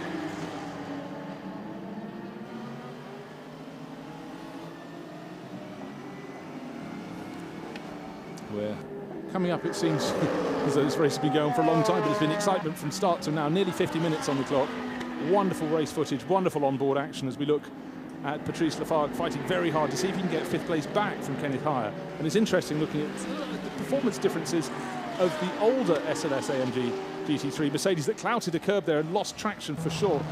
And seen better traction, better balance. It's a shorter car, the SLS, the newer Mercedes. Sorry, not the SLS, the AMG GT3. And it ebbs and it flows, but Kenneth Heyer fighting very, very hard indeed, Nick. It's a physically much smaller car. The SLS, the original AMG machine from the last 5 years, is a massive piece of kit. Very long. It's got one that's it's got a length of bonnet that makes the E-Type look positively impotent. But that obviously it meant that it managed, despite having a front engine, had a lot of weight towards the rear, so it made it a good weight balance. But it was a big old wieldy beast. And the new machine, the new SLS, is much more compact. It looks, if you look on the pictures, you see the pictures, looking at it now, it looks like it's bigger, but actually it's way smaller, much tinier car. And obviously the base weight of the road car is significantly lower, which means you give you less weight to get to the racing weight of the racing cars. And remember is that the idea, of course, is they'll take a racing car, a road car, and they're trying to get it completely as little as possible. So what they'll do is they'll try and then they can ballast up to the weight they're at the lower. They have the ballast as low as possible. And they actually have been 151 BMW and another one who's in white. So that was a BMW Fraccar there, Bruce. Yeah, that was the Polish driver Maciej Drescher in the Sorg Rennsport car that was in 3rd place in the A3 class. And I don't know, we didn't see the whole incident. All we saw was after possible contact. Just to continue my thought about the SLS and the AMG, the point I'm trying to make is if you start with a lighter, smaller car to begin with, provided it meets the general aerodynamic requirements you need, you can do a lot more with it because, of course, when you balance up to a race car, you can keep as much weight as possible at the lowest centre of gravity, and that's the advantage of these new cars, because people keep bringing out new cars and they're balance the performance back to where they were. That's not what it happens, because the cars are more raceable. They're not having more power or faster and straight, but they're easier on the tyres. They've got a much bigger operating wheel. They're easier for the gentleman drivers to drive. That's where they say, yes, I'm going to spend 500,000 euros on a car that's the same speed as the last one. Well, yes, over one lap it's the same speed, but over a stint it's far quicker. And it must also be said, you just look at how much more wieldy the new AMG GT3 is, as we talked about, be it shorter. So yes, it will eat its tyres less. Just looking to see if that BMW, that's the Neil Amrouche car, is limping in. No, it's just he just ran a little bit wide, and we are already starting to see if you run a bit wide, you lose out of grip. Very, very scary moments for some of these drivers. They can drive perfectly for 20 laps and then throw it all away, but they haven't, which is good.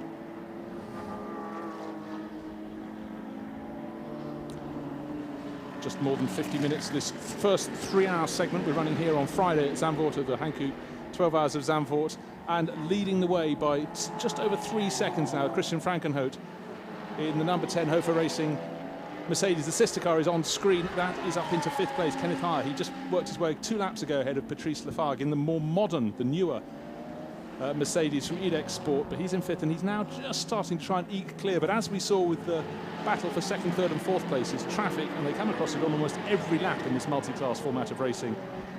Going backwards and forwards, it is really ebbing and flowing. Tom Onslow Cole has been pushed so hard. He started on pole position, got out-dragged.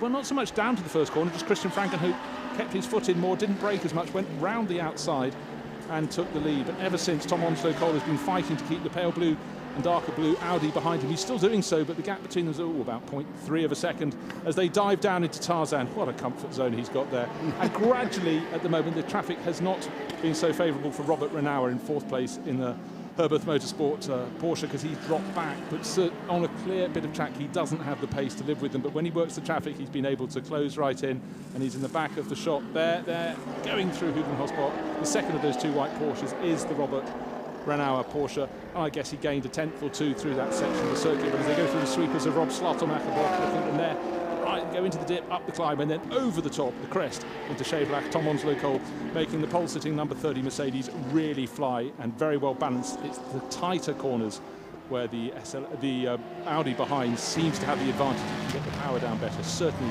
when after the Code 60, when the conditions went, tyres went colder, the Audi seemed that bit more wieldy.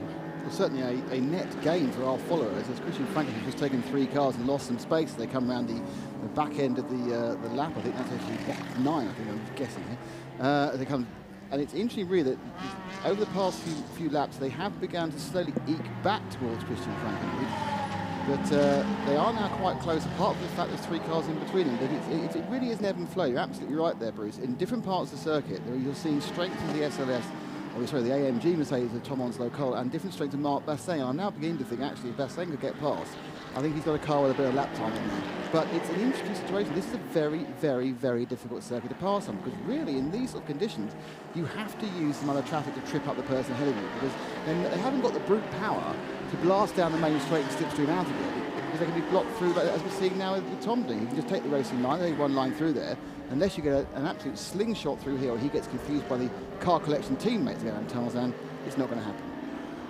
Sharp intake of breath as the 2 car collection motorsports. Didn't car collect Audis didn't car collect each other, but now the 1-2, I think it's the 127 Seat has blocked, unfortunately, the Audi. So the 3rd place Audi lost a little bit there as he went round the TCR Class Seon Leon Cup car. So advantage to Onslow-Cole. He's got a tiny bit of breathing space, but I agree, ever since the start of the race, I would say the Audi just looks a little bit faster than the 30 Mercedes, but Onslow-Cole has driven it very, very hard indeed and kept himself in front, and certainly in the opening laps of the race. If there was a corner to be cut, Marc Bassin in the Audi was doing it. He did not want to let the 2 Mercedes in front get away. And in all honesty, it was going to take just the smallest of slip from someone ahead of any of those cars to change the pattern. But what we have between 1st and 3rd is only under 3 seconds, and we've had very nearly an hour. Opening up, we're 55 minutes into the 3 hours that we're having here on Friday afternoon at Zandvoort, and then we come back to the grid for 9:20 tomorrow morning, local time here, just to the west of Amsterdam, and then we will have the 9 hours to complete the 12, which is why. And we must be getting close to pit stop times. Obviously, we had a couple of warm-up laps. We then gained fuel back with the code 60. But normally, around an hour is what you see most of the cars running. Perhaps an hour and 10 if you've got a good run in Mugello, getting a tank full. But it's the flexibility to take place. Well, what has just happened while you were saying that, I'm afraid the battle for 2nd place has been absolutely split wide open, because poor Marc Bassin got caught. He had trouble before. They all had trouble before going past Kohreuser. Kohr couldn't get out of the way. Marc guessed wrongly which side he needed to go. And someone's gone through the gravel in front of the camera position, run all the way around the back. Is that the 127? 125. 125. The NKPP. That was very well placed in class, but I'm afraid it isn't now, because that's the thing. If you outbrake yourself, the place you need to go in the gravel is right to the top of the banking by the barriers here at Tarzan. Will he pick up a puncture from doing so? He'll certainly drop some gravel on the circuit. Oh, he's not popular. He's not popular now, I can tell you. Well, on that little stretch of the track, you need all the grip you can get. That's the Gerlachbach going down towards the Hugenholz. We've just gone through, but the NKPP has scared the driver and certainly scared those behind. But I'm afraid the battle for 2nd place was split wide open there. The Lotus Evora from Kohreuser Racing got very, very much in the way of the chaser. And what was a fraction of a second is now probably about 2 to 3 seconds. It's 2 seconds, yeah. He's 4. Basically, Bassin is 4 back. Onslow-Cole is 2 back from Christian Franken. And the interesting question is, will Bassin be able to close up again? Back again? Because they are attacking traffic the same way. But Onslow-Cole's not being slowed up by Franken, who is out of his position. So just about getting past cars. Will Bassin slowly drop off, or will we now see that Onslow-Cole has the ground speed? Who is going to get gain on this one? But again, there must already be thinking about what happens. What happens when we change drivers? What is the relative quality? Will it be Stuart Hall or Paul White who gets into the Onslow-Cole machine? Both pretty quick. Obviously Stuart Hall is faster as the pro driver. And then what we haven't really seen a big show for this car collection, this Blue Machine 33 before in the Creventic series. So they've got Bassin, one of the Audi hot shoes from the Audi program. But what's the rest of the team like? Yeah, well, we'll have to wait and see. But what we know is the Onslow-Cole, Stuart Hall, Paul White lineup is a very, very strong one for Ram Racing. It's running 2nd. It's been given an advantage. Let's see what the gap between... Oh, just under a second now between 1st and 2nd. Onslow-Cole really closing in. And the gap back from 2nd to 3rd has gone out to 3.5 seconds. So that was a huge loss, I'm afraid. The Lotus Evora really chopping across the front and staying there ahead of poor Marc Bassin, who's got it all to do but again. Of course, to put it all into perspective, at the end of today, i.e. in 2 hours' time, as long as they are less than 1 minute 50 seconds, sorry, 1 minute 40 seconds behind, it doesn't matter, because they'll be scrunched up together again, because you just have to stay on the lead lap. Now, this is obviously a lot of fun for the driver, and they're also making some points for tomorrow. But as we see now, Bassin is actually now being rapidly caught by Robert Renau. Now, is it the fact that he's getting the end of the hour, he needs to get a new set of boots on, or has he just lost a little bit of his mojo during the last 10 minutes or so? He's now dropping back more than you'd expect just because bad luck in traffic, Bruce. Yeah, very much so. I wonder if he had to go slightly offline and got some dirt on his tyres, but certainly in the middle of that gaggle of cars. Tom Onslow Cole, nice little drift there, then you're looking in the background, and then there was a gap, so much of a gap that we couldn't see the battle for third place, and we could just catch it at the back of shot there. Onslow Cole in the 30 Mercedes, there he is, the new Mercedes for this year, and in the background you could just pick up the blue Audi. Right on its tail was the white Porsche of Robert Renauer, giving really, really hard, solid chase. And actually what I'd like to do is get a visual between second Onslow Cole and Christian Frankenhout, under a second now between first and second, and under half a car length between third and fourth. Meanwhile, Kenneth Heyer is in fifth place. He's just over a minute behind Robert Renauer. So if they carry on at this pace, they should be able to come up to lap the fifth place car relatively soon. Kenneth Heyer will be doing all he can, and he's the hot shot in the number 9 Hofer Racing Mercedes. They said they're entering the A6 AM class. There isn't an A6 AM class here. To have A6 split pro and am, I think there needs to be a dozen cars or more, and there's only, I think, 9. So let's really find out what's going on down the pit lane whilst we try and work out what's going on. I think we've just witnessed our first pit call. It's the number 72 HRT Porsche, and it's come in and changed tyres and gone straight back out. I think it went into the refueling, but I was kind of trapped towards the pit garage door. The 72 Porsche is the first to come in for a service. Thank you very much, Joe, because we've got to the end of the first hour. It's been fabulous racing. 1 hour is on the clock. Let's run down the leaderboard.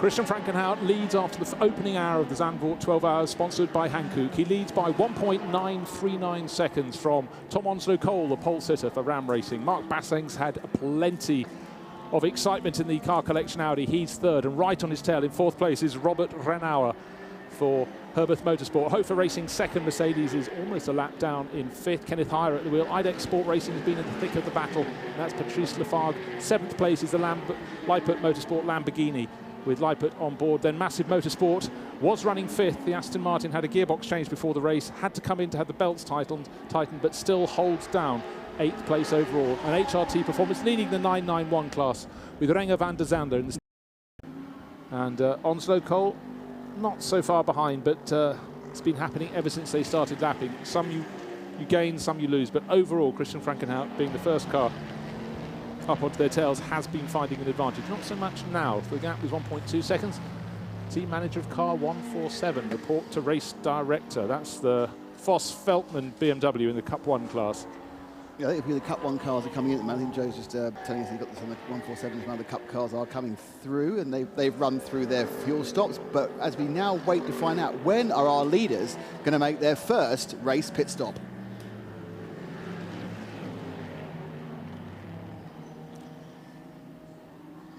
So we've identified the car that pulled to the side of the circuit at the entrance. Anyone? And down in the pits there's, sorry, Joe Bradley. Sorry guys, I wasn't sure if you could hear me. We've got the 147 BMW, who you just mentioned, the team manager to the race control. That car's now in the pits. Now remember, this is the car that was battling with the Peugeot for the Year 3 lead. That car has now been handed over from Kevin Veltman to his teammate, who is Raymond Leonard Voss. Call it Raymond Voss. That car has 5 bolts or wheel nuts to take off. It's not a single hub, so it's taking its time in this class, the Year 3 class, having to have a proper 5-stud wheel pattern, and that car now just having the remaining, I think it's the last wheel to go on the car. So we are in the pit stop window for pretty much the whole field. We've already had the number 12 Lamborghini. Yeah, the Lippert Motorsport Lamborghini has been in, and that's already out and probably off to refueling. Can't see the refueling rigs from where we are, but that's the number 147 BMW already on its way, guys. Thanks very much, Joe. And the 167 Renault Clio is being towed in. Doesn't have that far to go, but yes, indeed, the cars that have been in the pits are now going in for refueling, and the car that Marcel Lippert started is with lights are flashing down at one of the 5 petrol pumps, and there's a diesel pump just around the corner as well.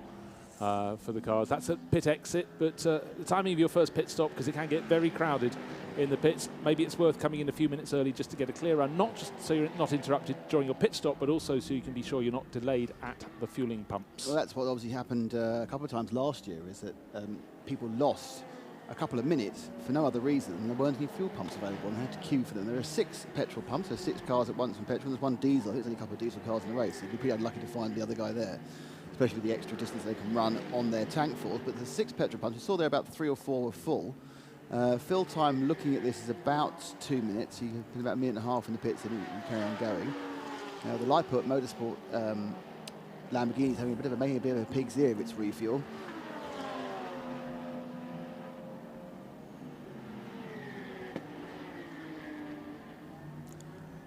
Great little battle for the TCR on, as we caught on screen. 303 is Rick Breukers in the Red Camel Jordan entry, and the NKPP car, which we saw running the long way through the gravel trap at the top of the gravel trap at Tarzan, is now right back onto its tail with Guy Bechem at the wheel and pushing very, very hard indeed. So the NKPP Racing Leon Cup appears to be taking the lead now. Let's see. Now the side by side. Like left, it's going to, the advantage is going to go to Rick again. The boy who only gets to drive when he gets decent scores at school. He couldn't drive here last year because he hadn't passed his exams. Evo said, nope, you're not driving. Get back in the dungeon. But clearly Rick is having to work very, very hard. Down to no dive from the NKPP car into that corner, because that is the start of the Hans Ernst Bocht, and it's just too tight on the way unless you've really managed to pull off a master braking manoeuvre. But clearly the speed is there from the chasing 125. He's able to close in wherever he feels like it. But Rick Breukers has been gaining a lot of experience in recent years, but obviously not last year. Not on the screen at the moment is the gradual, well, I say demise, but certainly departure from the challenge of Mark Bassang. He's now 9.1 seconds behind the leader, who is only half a second ahead of Tom Onso Cole. So he's basically, Bassang's now 8.5 seconds off the back of Onso Cole, who he was shadowing for half an hour. So you kind of think this is going to be a situation where that Audi has worked its tyres more than the Mercedes. Either type of Mercedes. So that's why the other reason why he would drop off that far.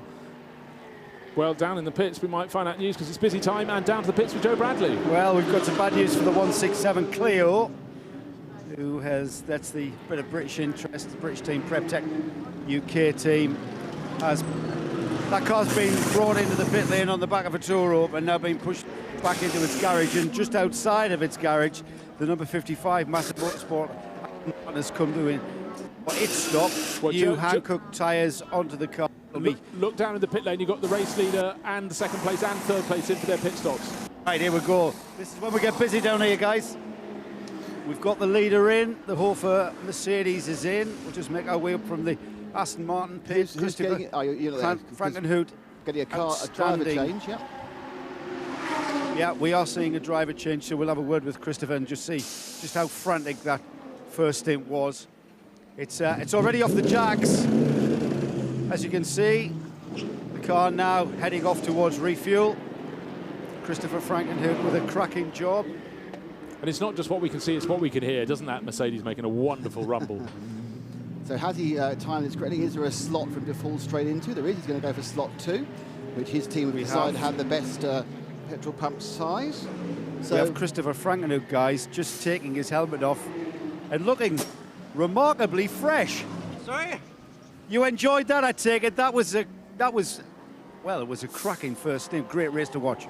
Yeah, for sure. I already said, it's close in the front. And we know with this weather, it's really hard on the tires, so I didn't want to go flat out in the beginning, so they could catch up a little bit.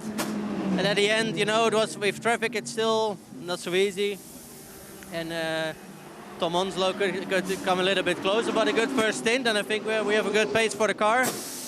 But yeah, we have to watch out with the weather now. So let's talk about the start, and especially let's talk about that first corner. Around the outside at Tarzan, that's local knowledge. Also, yes. Also, yes. You'd forgotten that, hadn't you? No, I like the move. It's like a little bit Max Verstappen, always on the outside. So I like it very much. And at the first corner, I thought, okay, I have a little bit cold tires, but it was okay. We were speculating, Christopher, that just at what percentage you guys were driving, because we know it's all about being on the lead lap towards the end of this 3-hour stint. So percentage-wise, just how frantic was it out there?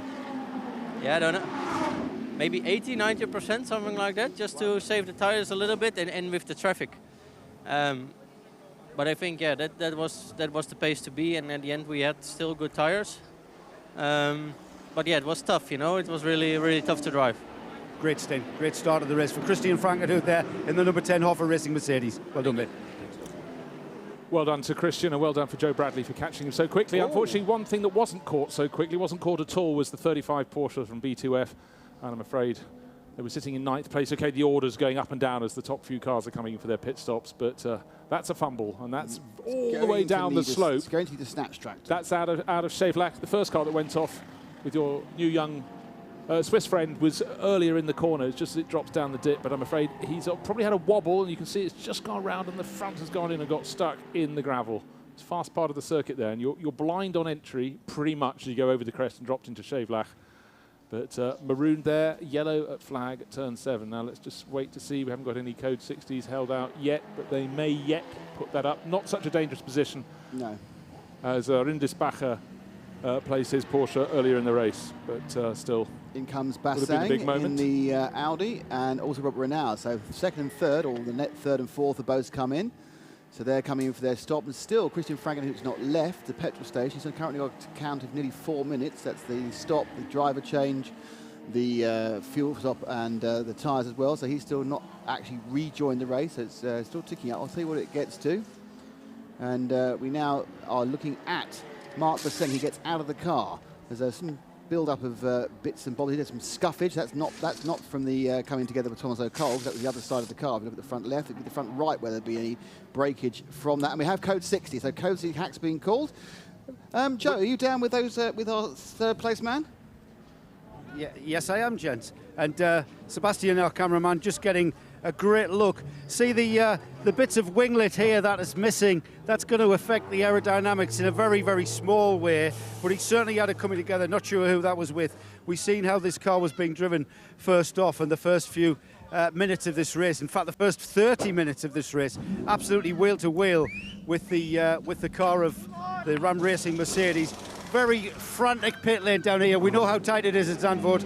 And the Mark Bassang Audi makes its way out through the Hoffer Racing tyres already laid out. Behind them, we've got a car that's nosed itself into the pits, getting very crowded here, as we thought it would be, certainly before the field spaces itself out with regards to pit stop windows. Right now, everyone's pretty much pitting at the same time. It's a very key point that's just happened here, Joe and Bruce, and that is that the 33 is making it stop under code 60, but has not been called for a code 60 stop. Because he came in before the 60 was called. We can tell from our timing screen, because we now have, you have your pit stop be purple. He has got a free stop, effectively. Correct. And what means that Onslow Cole can't come in now. The difference being, if you stop under code 60, you're only allowed to take on half your fuel allowance. So he is a massive winner out of this, because of course, we just saw the Frankenhout 10 car do a 4-minute, 54-second stop entirely under green. In comes Bassang within 5 seconds. It's gone to code 60. His stop is now going to be on the code 60. He's going to gain effectively about 2 minutes, which in code 60 speed is about a minute. It's the rolling of the dice, and it's fallen in his lap. Maybe he also just didn't want to come in, Bassang, the same lap as the race leader, because he was worried about, and his team were worried that the petrol pumps would be occupied. You've got to think about these things. Tom Onslow Cole has just come into the pits now. You can see him in the background of the shot if you're looking. He's one of the early pit garages under code 60. Not worked him, because Renauer as well, in the third place, Porsche's also got just came in time and got a free code 60 stop. In comes Tom Onslow Cole. Onslow Cole will stop, and they're changing over. I think it may be to Paul White. The point about this is you can only get half a slug of fuel on. So if you're normally allowed to fill up with 100 litres, you can only get 50 litres. Now, he won't lose anything to Frankenhout, because Frankenhout fitted the whole thing under full course conditions. It's going to change their strategy, because they have to come in again at some point and do a short fill. If Paul White's fast enough, that might actually work for them, because they can get a bit more of his time involved. But they will now get a half tank of fuel on board. It's not what they want. They want to fill up. But the winners out of this are Bassang and Renauer, who've got this all done for free. So they will be our net first and second when this all rubs out in about a minute's time. We only have to wind the clock back about 5 minutes when we're just going Bassain's lost a lot of ground. He's nearly 10 seconds down, and ironically, it might have been traffic. Who knows what it was? He was lapping as fast as those ahead, but in the space of one lap, he lost a lot of time. That's fallen into his hands. We now see the Ram Racing car that was effectively in second place. Now it making its refueling stop behind the number 9 Hofer Racing car that had risen to 5th place. This will all shake out, but as you've explained, Nick, it's worked very, very kindly indeed for the cars running 3rd and 4th. I think will emerge in the lead. Just ahead of, when it's the whole way through, but just ahead of the Renault car, I say it's the Ram Racing car, and then it's the car collection machine, it's the 911 Porsche will come out. And I think actually in 4th place will be Frankenhoop. But Onslow Cole's only got half a tank, so the Ram Racing car, which I think now has Paul White on board, only will have half a tank. So your net leader, and so your net leader is going to be whoever has got into the mark. It's Horst Feldmeier Jr. who's got into that 33. He'll be the net leader in about half an hour's time. But now down to the pits with Joe, and I think he's going to be talking to Tom Onslow Cole. Ah, splendid. Down to Joe in the pits. I think we're ready to talk to Tom Onslow Cole. Tom, before we talk about that absolutely outstanding first stint, that Code 60 didn't do you guys any favour? I think it's okay. We've pitted under the Code 60 now, so we've done the majority of our stop. What about the refuelling? Yeah, that's the part that could stitch us, yeah. Good. That's why you're a racing driver and the engineer's on the pit wall. Yeah, that's why I do the driving. But thinking on my feet, maybe it's long enough we can come back in and fuel again. I think that's the plan I'd go with, yeah. Let's talk about the start, mate. I speculated that your tyres didn't come in till about 3 laps. It took a little while, but being tucked up behind the back of the SLS is always difficult. I think with GT3 cars now, they've got so much aero. Once you get that close, it was a struggle. Once we spread back out, we definitely found some pace and managed to close the gap towards the end. But we survived the first stint. I think that's what these 12 hours are about, and we're in the running for sure.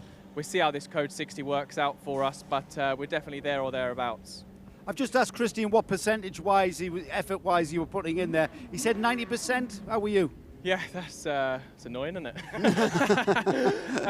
Yeah, I'd say I was pretty flat out, within reason. I wasn't going to make any silly mistakes there, but I was trying to chase down hard, and trying to find the opportunity to get past around here is tricky. It's tricky enough with just the traffic, let alone trying to battle for position as well. Yeah, it looks really tight, Zandvoort. Is it as tight as it looks where we are? Yeah, I think so. We were just watching the cars come down the start-finish straight earlier today, and they look so quick. And I think it's because it is so narrow. If there's 2 cars side by side, it's risky coming through. You might be touching a bit of grass. Tom, do you enjoy the tactics of these split races? Yeah, absolutely. I think it adds another element. I mean, this series is good for it in itself with the Code 60 and the various rules to do with that. So that can really spice things up. The race today is a bit of a qualifying race. You have got to be on the lead lap, but egos up front. We want to win it, don't we? We're not going to do it at the sacrifice of the rest of the race, so we'll be thinking of that in mind for sure. But it's always nice to finish and go to the bar tonight leading. Yeah, it's very civilised. Thanks, Tom. Thanks for entertaining us. Everybody loved that. Brilliant. Thank you. Well done. Well done, Joe Bradley. Just to catch up on a few things that happened in this very interesting area of pit stopping. First of all, it was Stuart Hall who got into the number 30 car, not Paul White. Lance David Arnold has got into the Hofer Racing, and Horst Feldmeier Jr. has got into car collection. Lots of other things have happened, which we will come back and explain to you in a few seconds, because it's all to play for.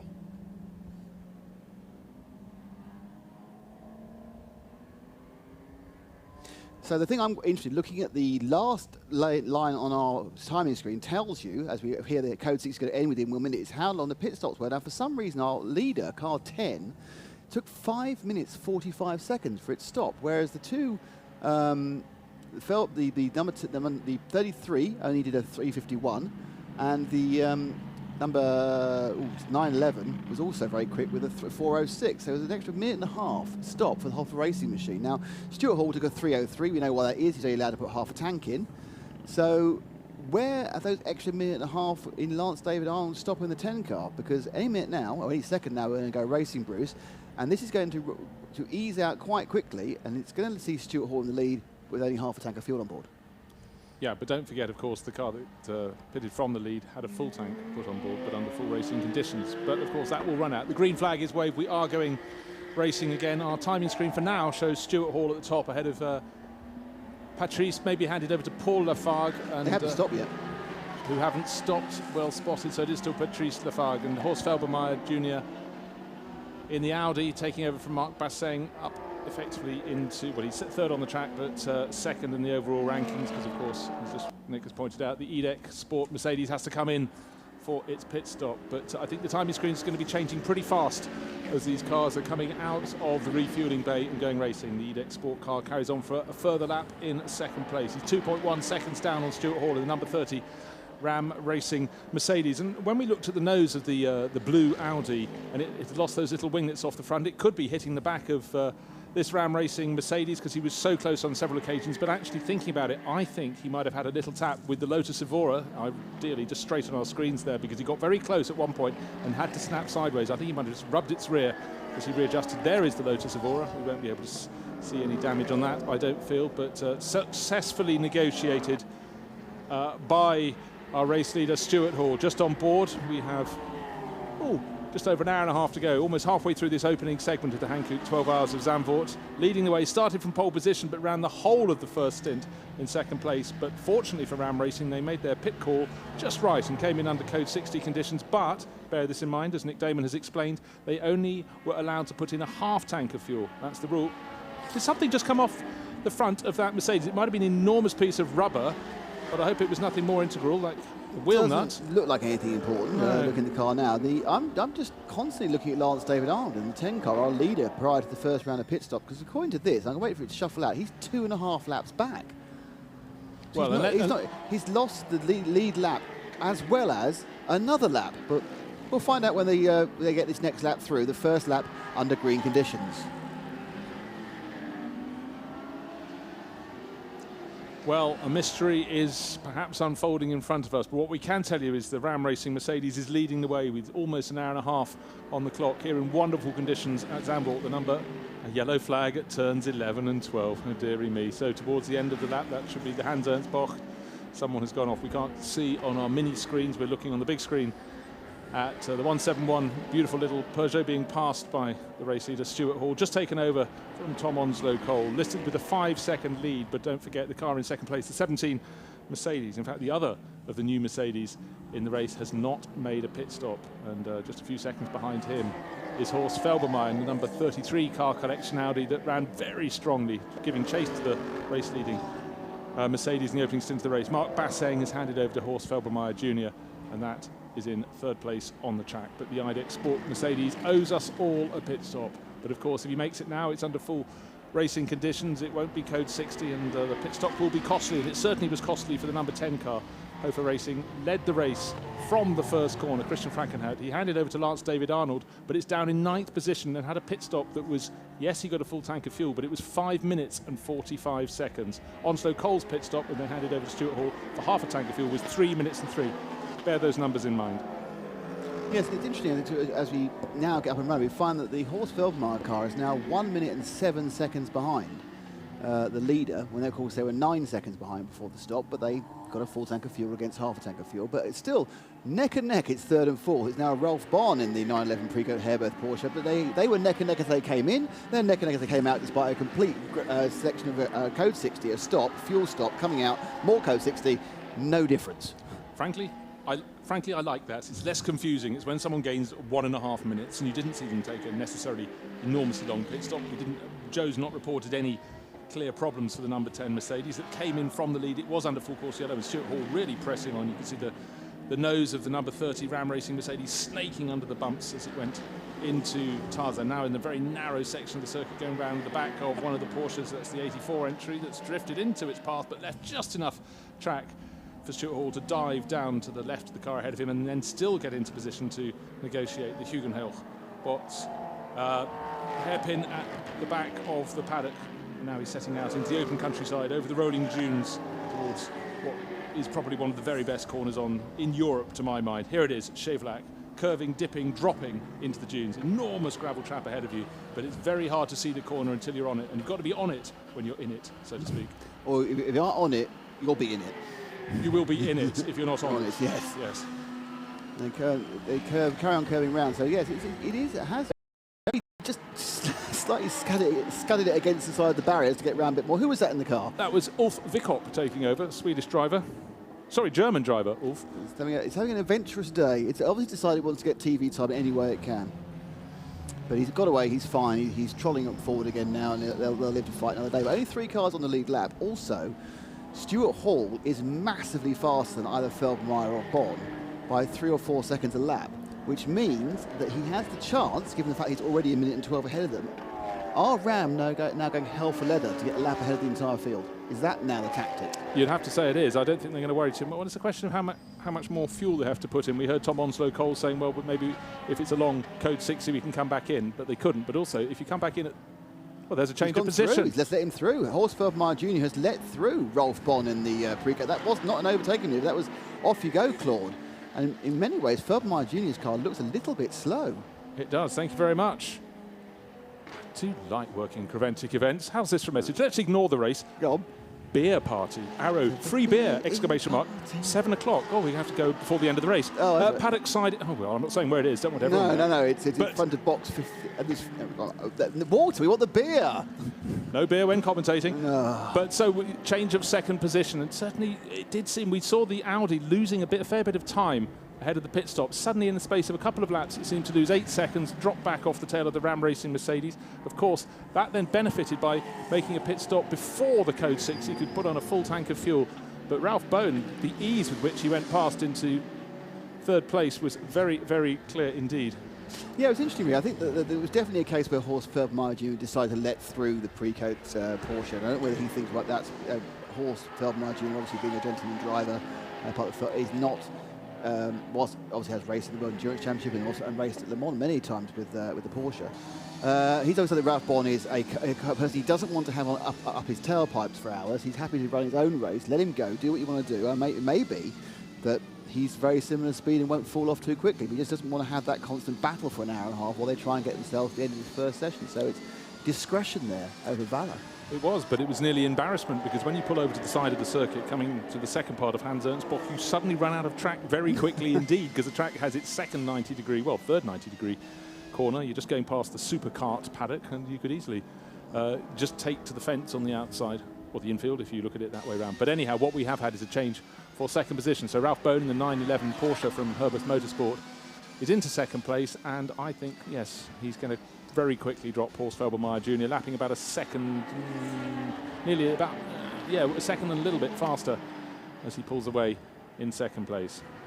Running down through the classes, top in the 991 class is now Xavier Marson, but he's in the pit, so he'll drop back down the order again. So at this stage in the race, you get all the changes. Top of SP3, having not stopped, is Cor Oyser. We've seen quite a lot of him on screen, but we're going to see him in the pit lane fairly soon. Be quite good if when he comes in, if Joe Bradley can go and check if he's got any biffs in the back of the car, because I certainly think he did get. I think he took a clout from the blue Audi that was in the battle for second place when Marc Basseng was on board. But Cor up to 8th place now, another position gained as those ahead have come in and make their pit stops. But really, the battle isn't between the number 30 Ram Racing Mercedes and the chasers at the moment. He's got a good lead ahead of them.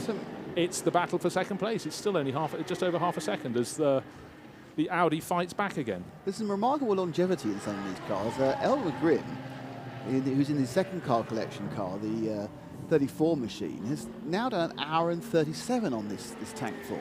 He's too embarrassed to come in. I think he had a spin early in the race and he can't take the castigation. So now, this plays in the point that the fact about the way that the fueling works, you're only allowed to refuel a certain amount. And that is one of the balanced performance things. It's 100 litres for some cars, 95 for others, 100. But you're all allowed to have a 120-litre tank. So you have the option of brimming it at the start and having this flexibility as litres, which you can either use all now and have to do a really, really long first stint. So they'll then say he then puts in 100 litres in the car. He's got just 100.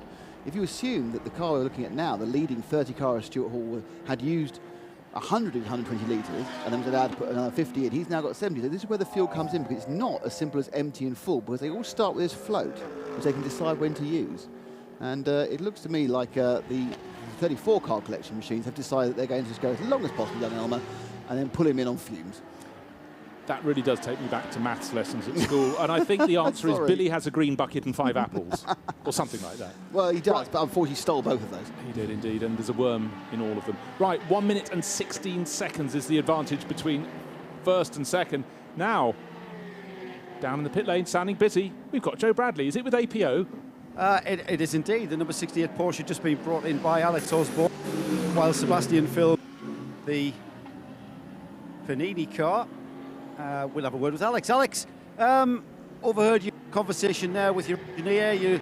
You were, according to you, you're lacking a bit of race pace. What's that?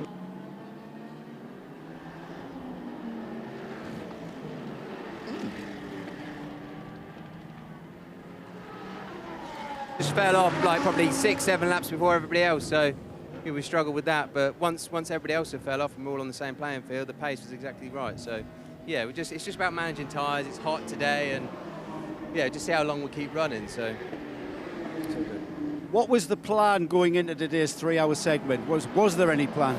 Yeah, we did have a plan. We're going to try to get to the hour-and-a-half mark, do a change, and then we may have to do a little bit of fueling at the end. But yeah, we're going to try to do it on 2 stops because we were seeing how long the tyre would go. So yeah, we wanted to get a bit longer out of the tyre, but an hour-and-a-half is about all we got. So.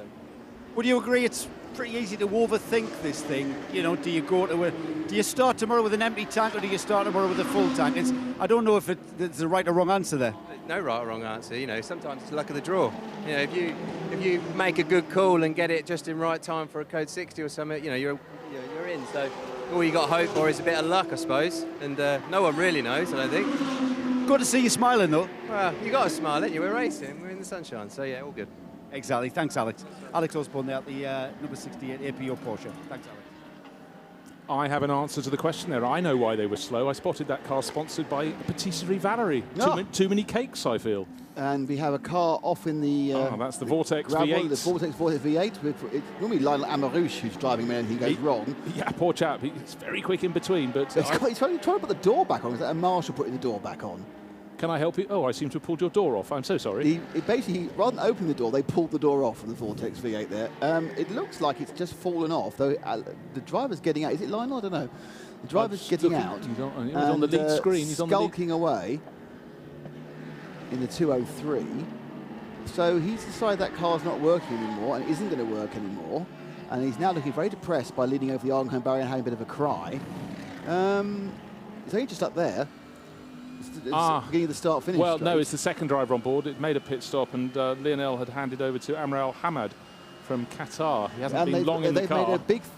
They've made a big thing about it. There's a big Qatari flag actually down there, and it's sponsored by the state of Qatar. So they were giving it a lot for the Qataris, but that's probably why he was so depressed. He's just got in, done 3 laps. It looks like it has expired as we go code 60 again. Now, what a Ram do? Come in and top up, Bruce? Well, you'd have to, wouldn't you? You've got half a tank of fuel. You're sitting on a lead of 1 minute and 20 seconds or thereabout. All the cars on the track under code 60, of course, lapping at the same point. Now, the question is, has that car left a trail of oil, the Vortex V8, around the final few corners of the circuit? If they have, you're better off in the pits while that's being cleared up.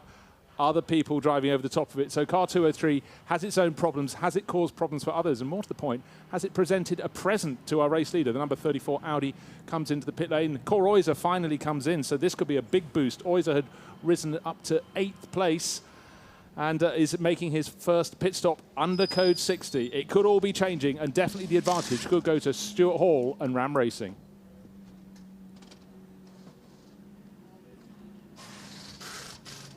Car 203 has just gone off at the exit of turn 14, the final corner. Arie Luyendyk Bocht. We've been told it's going to be recovered to its pit. Hopefully the car can restart. But what we're waiting for under code 60 is to see if our race leader, Stuart Hall, they've made 1 pit stop already. That was under code 60. They could only take on half the fuel. Are they going to come in and get the other half tank? Are they going to stay out? Is the oil out on the circuit? Many unanswered questions. But the gap between first and second, between Stuart Hall and the Herbeth Motorsport Porsche of Ralph Bone, was 1 minute 42, getting up to an entire lap between them. Yeah, that's when the code 60 right came down. The interesting thing is that a code 60 lap is about 6 minutes. A racing lap is about 1 minute 45. Yeah. So effectively it's 3 times longer. Therefore, a minute lead is 3 minutes in code 60. So you could come in. Coming in, I think I've just spotted number 30 waiting for him to jink at number 20. one of the Altran Peugeots is coming in, and I'm fairly sure we're going to see the 30 coming to. There he is. So they're obviously listening to us. We are the bastions of. The question, the next problem is, will he get straight through and find any form of fuel stop left? Well, he was one of the first cars in, but there are 2 cars ahead of him in the pit lane. A couple more came in front. This is the roll of dice that's going to work for them or not? The truck is out on the track to work its way to the exit of the final corner to pick up the Vortex V8, number 203. And most of the cars staying out on the track. Of course, those who'd had a full tank of fuel when they pitted before the Code 60 don't need to come in, but they're going to be going around at 60 kph, while the Ram racing car, the Mercedes that took the lead of the race just after the last pit stops, or the first round of pit stops, if you will it come out in the lead? I think it probably will, but are all the pumps clear? We haven't got a clear shot of the pumps right now, but it's not in the pit lane, it's driven through. I think it's probably all right. There's 25 minutes on the stint length for most of these drivers, so it's very unlikely they actually want any fuel. So there's not, and certainly with it now being a pit, I'm absolutely certain that the petrol pumps will be solid. There's also 3 or 4 cars, 5 cars now. As one of the, is that the 17 coming behind us in a second? Just gone past us there. No, one of the Hoffa machines is stopping. I don't think it's the 17. That'd be number 9. So that's Chantal Kroll. That's out of sequence. Well, Chantal Kroll in the pits in the number 9 car, not going for refueling, just tyres at the moment.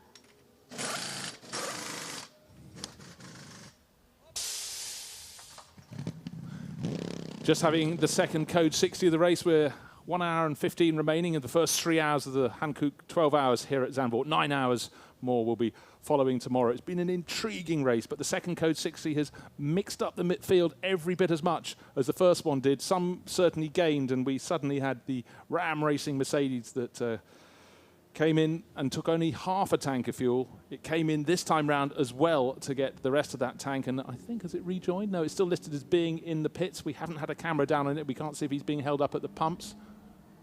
But I think he's Once just you rejoining. leave the pumps, it's quite a long, laborious route out. You have to go the wrong way, then turn very sharply left and very sharply right, all at about 20 kilometres an hour. It's very slow coming in and out of the pits, obviously for safety reasons. Yeah, patience required Same as for well. everybody, obviously, but it's basically that means that I would think that he's been there for 2 minutes 25, 2 minutes 26. Still not across the line is Rolf Bond in the second place 911 Precourt Hairberth Porsche. He'll be coming up soon, but at the speed of very, very slowness. And then as Joe pings up in our ears, out has come Stuart Hall. He stayed in the car. He's on a 2:35 stop, which in real term is about 50 seconds. And he will carry on in the lead, and he'll now have more fuel than anyone else. Yeah, so they have both worked very well for them indeed. Didn't have the pace to take the lead at the start because the number 10 Hofer Racing Mercedes SLS AMG was absolutely mighty. Is that the 7? No, different Porsche. Got the 55. Aston Martin coming along. Goes past there, a couple of laps down in 7th place. The Lotus of Coroy's are staying on board. He's made his pit stop and he's up securely in 8th place. So that's really risen up the charts. He's only got half a tank, so he needs to, if it's enough time, the ideal thing would now just go round, go back in again, pick your second half, you fuel up and off you go. But so stopping under, and now our second place man has stopped under the fuel, and our third place man, everyone has come in and taken the advantage of extra fuel. So we come back to this concept of actually having a 120 litre tank and actually filling it up to the brim. So Horst Felbermeier, Chantal Kroll we know about, and Rolf Bond, so second, third and fourth, have all decided to have a bit of a top-up. They will put as much as they can get in, which could be 50 litres, it could be 40, it could be 60 litres. And therefore, once again, they now have advantage Stuart Hall in that they have the fuel, and now it's down to Stuart to decide, can I go fast enough to lap him? So it's back to pretty much even Stevens. And my guess is that not all these cars will be able to get a full half tank of fuel on board, Bruce. No, and another factor is how long is the Code 60 going to be? I'm looking up towards the exit of the final corner. I can still see the rescue truck with its lights flashing and it's not moving, so it's loading up the 203. So it's a long Code 60. But, of course, will there be enough pumps free? You come in, you gamble, you're going to be able to get down the pit lane and get refueling immediately. That isn't always the case. But for Ram Racing, they timed it absolutely spot on. They came in, there was clear pump, they've got back out. Listed with a lead now of 3 minutes and 12 seconds. They've gained them 1.5 minutes. Through the roll of the dice with the second Code 60 period, but now very busy looking down in. Actually, no, they're okay. There's 2 slots available still. Yeah. They've managed to get most things going. As you watch the Panini-sponsored Mark VDS machine, the 95 car. He's giving it a kind of like, I'm going to warm your tyres up. And thinking, that's not doing an awful lot of good to you, really, just waggling up and down. Any of you who used to collect Panini stickers when you were a child or a young lad, it's very nice to see a cross-sponsorship of football and motor racing, because that's the Euro 16. Collect your Panini stickers now. You have been working the paddock card, Nick. Have you got the whole set? Well, I'm still waiting for Wayne Rooney, but I can't find him, and neither can his wife. So I thought the pit stop, the refueling bay would be very full, but in fact only 2 or 3 now of the pumps are occupied, so the teams didn't have to gamble too much. If we're only getting half a fill, it doesn't it take takes long. a minute and a half rather than 2.5 minutes, and they're just coming in, ping, and so it's basically it's effectively currently working significantly better than the Tesco's near my house, where I have no idea why when they got the same petrol stop they always manage to make a complete pig's ear of it, and you're always queuing for no discernible reason. They'll shut pumps for no reason. Right. Here comes the 33. So he was our third place man, Horst Feldmeier Jr. He now has a big slug of fuel. He slips in behind the Audi TT-RS.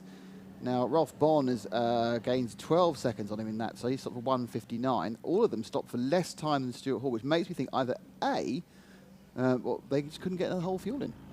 They couldn't get the whole half tank on. These are actually brimmed up to their full 120 litres now, not the 100 or anything else. So, interestingly, you'd have to say that the Hall machine probably has about 90 litres on board and the others are a full 120. So is this going to play into What's enough is the question. Well, they can definitely run to the end without stopping. So Bon and Feldmeier can definitely do 1 hour and 10 on an absolute full tank. We've seen the car collection car do 1 hour and 37 quite easily on a full tank. So they can do that. Do they want to do it? And then they'll have to stop 25 minutes into tomorrow. Or, what is their plan? Is their plan to try and pick up another fill later on and start tomorrow morning with as close to 120 litres as possible? It does open up a huge strategy book for them. They've effectively got the only problem they have is they're now heavy and they're loaded and they aren't running with their fastest driver, and their worry is going a lap down to Stuart Hall. So many ramifications. If this is a straight 12-hour race, Code 60 throws enough curveballs, but the fact we've got the break, and as long as you stay on the same lap as a car that could be in 1 minute 45 seconds ahead of you, you're laughing. Nick, you're pointing to the screens, 172. The blue line I'm pointing to. End of Code 60 within 1 minute. I was looking at the other screen. Well, what we can tell you at the moment, we're just about to go green flag, and as the rescue truck turns into the pit lane with the stricken Vortex V8 on board, Stuart Hall is leading by the next closest thing to a lap from Ralph Bone in the Herbeth Motorsport Porsche. So Ram Racing Mercedes, Herbeth Motorsport Porsche. Third place, Car Collection Motorsport Audi with Horst Feldmeier Jr. Chantal Kroll back onto the track. So she is now in the better place of the Hofer Racing Mercedes, 9 ahead of 10. They're 4th and 5th overall. Let's have a look. Is there any obvious damage to the Vortex V8? Well, it looks like it's been in the gravel at the front. I can't see there's any oil that's been belching out the back. He's not hit anything there. Nope. That's a... We're going green. It's gone ping. And one of the team, Altran Peugeot's coming in behind, lights flashing. That's the 208. Ventire driven Peugeot running first in its class in A3, and it's got a fairly good advantage over the sister car, which has Andres on board, 205 behind the 208. So now we will have to see what the real gaps are as the cars come past us at full speed again down the start-finish straight here in the evening sunshine at Zandvoort. It's just gone past 10 to 6 in the evening. We finish our racing because we've got a beer party, which starts at 7. But plenty to go, and of course 9 hours coming up tomorrow. So, and conditions are supposed to be every bit as good as they are today. Yes, that's the car that's got a front wheel failure. Suspension, and that looks like that explains the gravel I could see on the front splitter. He may well have had a little bit of contact with someone else or a suspension failure, but the front left is very broken, and I believe it was very broken before he fell off. So that was cause of falling off. Bit of earth as well. I wonder if he just ran wide, just went straight on the exit of. We saw someone else do that earlier in the race at the exit of the final corner, clouted the barrier and then came across. Certainly earth as well as gravel. Means the team's got a bit of cleaning to do, but more concern is that front left corner. Right, the gap between first and second as we wait. Stuart Hall starts another lap. We're waiting to see how far behind the 911 Porsche from Herbeth Motorsport. Ralph Bone on board, but it's going to be a minute and a bit. It may be over 2 minutes because, of course, under that whole Code 60, it seemed to fall into the lap of Ram Racing. They came in at an untroubled pit stop to pick up the fuel that they didn't get last time around. So we're going to find out what's going on really from Joe Bradley fairly shortly. He's down the 203. We've seen it come into the pit lane. Joe, what's it like? Well, I've got a great view while it's being lifted off the flatbed. Sebastian over my shoulder. There's a bit of brake disc missing inside the wheel, and that debris that's the suspension. That's the bottom ball joint of the suspension there. And that wheel is about 4 or 5 inches inside the wheel arch, further inside the wheel arch than it really should be. Yeah. So that car's had major impact with the barrier on the left-hand front. That's going to take a lot of work to repair if the chassis has not been damaged. So that suspension pickup point, all right, it's sheared on the outside edge of the wishbone, but let's hope it just needs a new wishbone bolted into the chassis, and the chassis hasn't been I tell you what, Joe, in any way. Thank you very much. The problems with 203. Number 34's had a moment, and the suspension doesn't look all right. Or is it just a flat number 34 spare? becoming to see he's got a right rear. That's a car collection machine, Joe. He's got a right rear suspension failure.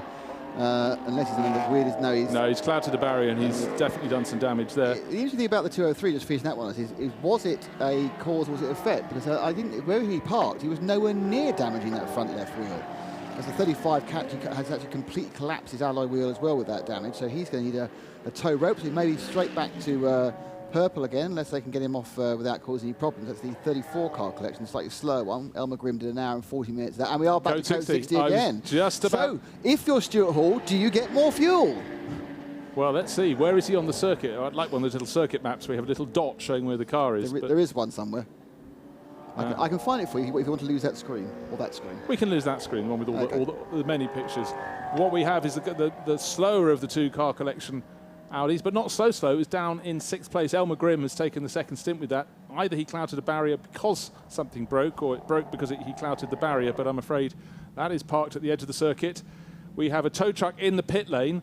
We have cars, the 126 Seat, being wheeled back into its pit garage, so not all well. That's running last anyhow, but the third Code 60.